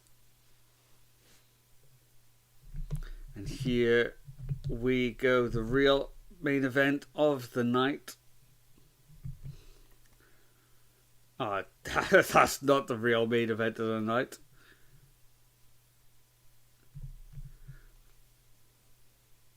It is Kenny Omega.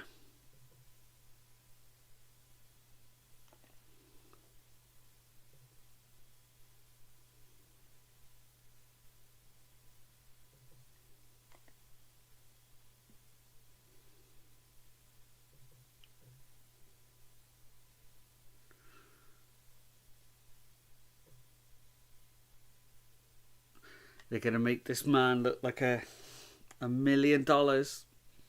We get a New Japan theme.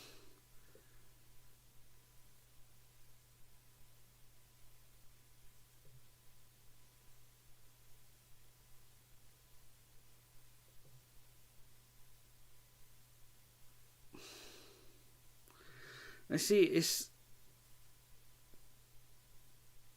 an epic song and everything, but it's not that kind of big return song, is it? You know, it's not like a elevated for Ospreay. You know, it's not that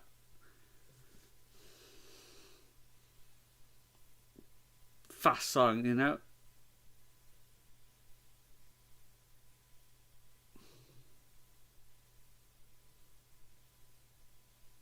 We need this crowd to be as big as possible now.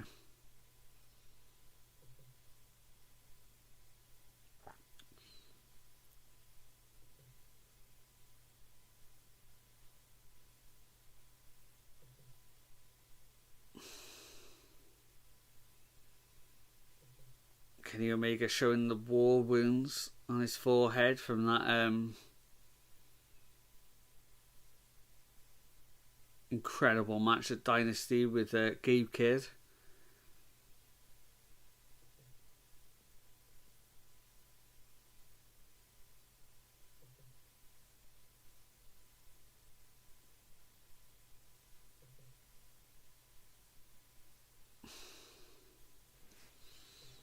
Let's see what the Best Bout Machine's got to say.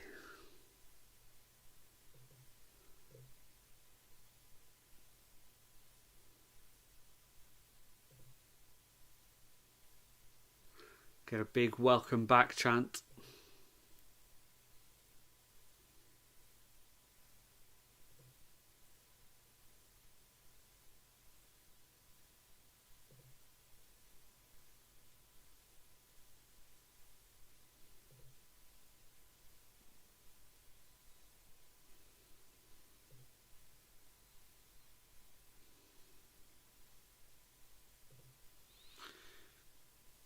God, those little cuts on Omega's head look horrible, don't they? Ugh.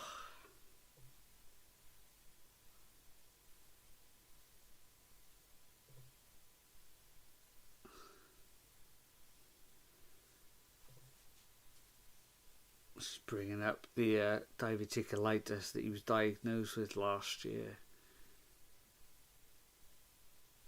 Same illness that kept Brock Lesnar on the shelf for so long.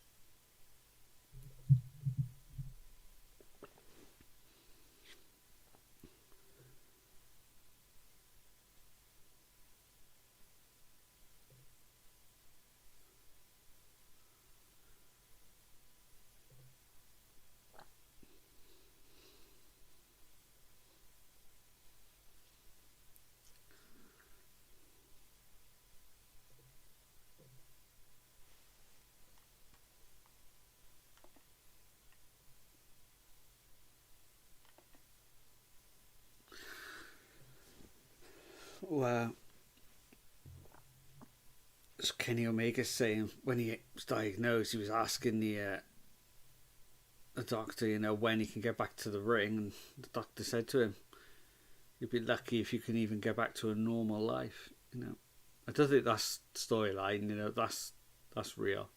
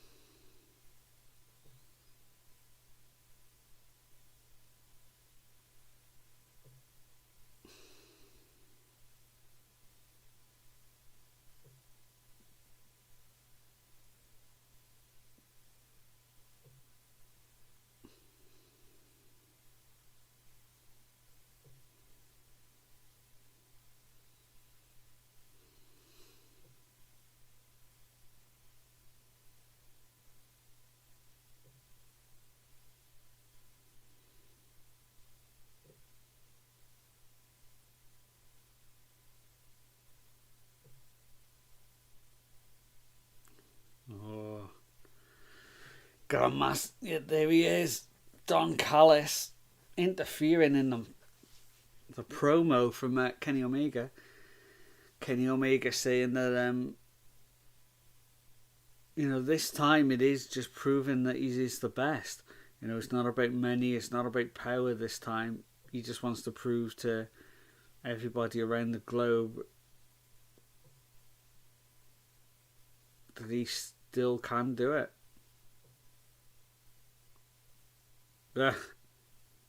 Oh, Kenny Omega not holding back at all. He just runs at Callis, not letting him have a duel with him on the mic. But Kenny's getting attacked by Brian Cage and Lance Archer.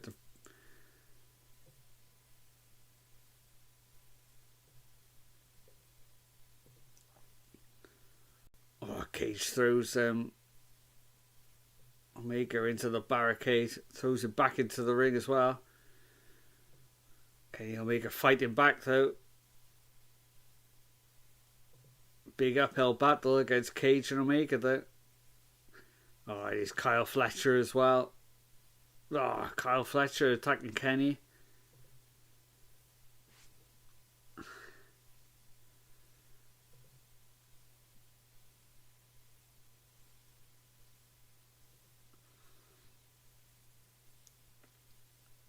Big shot to the stomach area from Brian Cage. I think Kenny's gonna need at least one person to come out to help him, maybe two.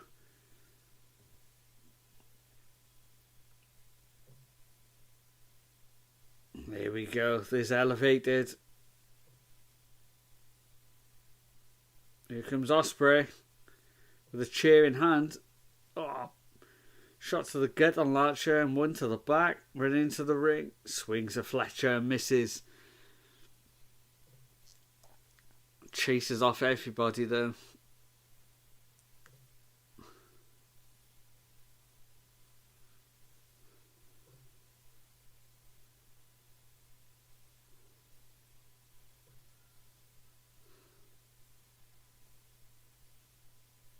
Kenny and Ospreay face to face in the middle of the ring for the first time since that amazing match they had at Forbidden Door.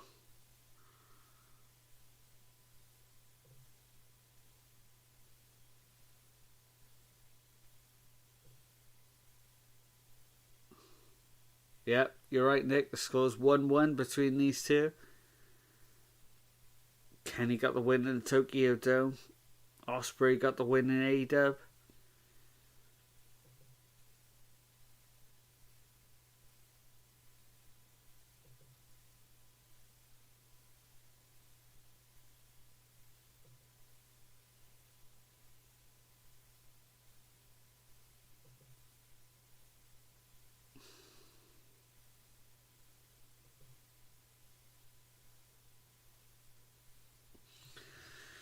Wow, so there we go. It's the advert for next week. Jon Moxley versus Powerhouse Hobbs. We also get Christian Cage versus Hook.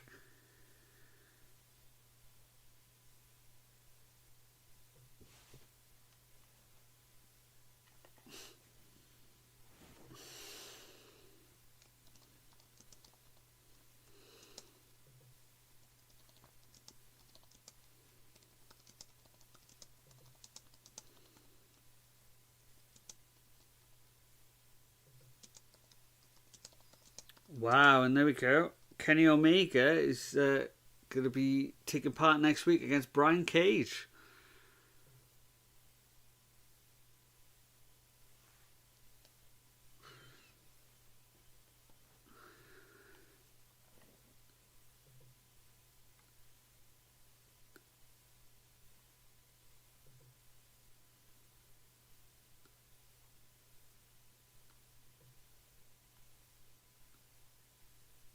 Okay.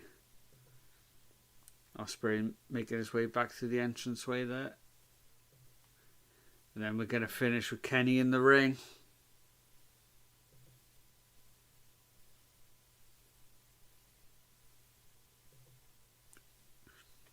He's got the microphone back in his hand.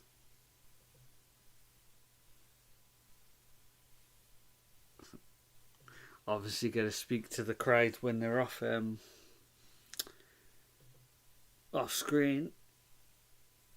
Well, there we go. That's this week's episode of Dynamite. Somebody put in the chat on the Triller website, Okada, Ospreay, Omega for the trios champions. Could you imagine? Just imagine that. Wow, just the thought of that. But yeah, Kenny's first match back in AEW is going to be next week against Brian Cage. We got Christian Cage in action next week, and also the world title match, and we got the women's gauntlet match as well. So it's pretty stacked next week as well. Yeah, pretty good episode of Dynamite tonight, I thought. It feels like, I can't say they're firing on all cylinders just yet. They feel like they've got all the pieces now, and they're starting to work out where things need to go. For a while, I felt like they just had all the pieces. When you put the jigsaw together and it's just chaos. But I feel now they've got things laid out in sections. It all seems like it's going to fall into place pretty soon now. But yeah, there we go. That is another live stream done for the week. This is the most I've ever done in a week. Obviously, it's all early days on this channel, and we're going to keep going and keep going. And I'm having fun doing these. It's always good to have a chat. It's always fun to do these and just watch some wrestling, which I'd be doing anyway.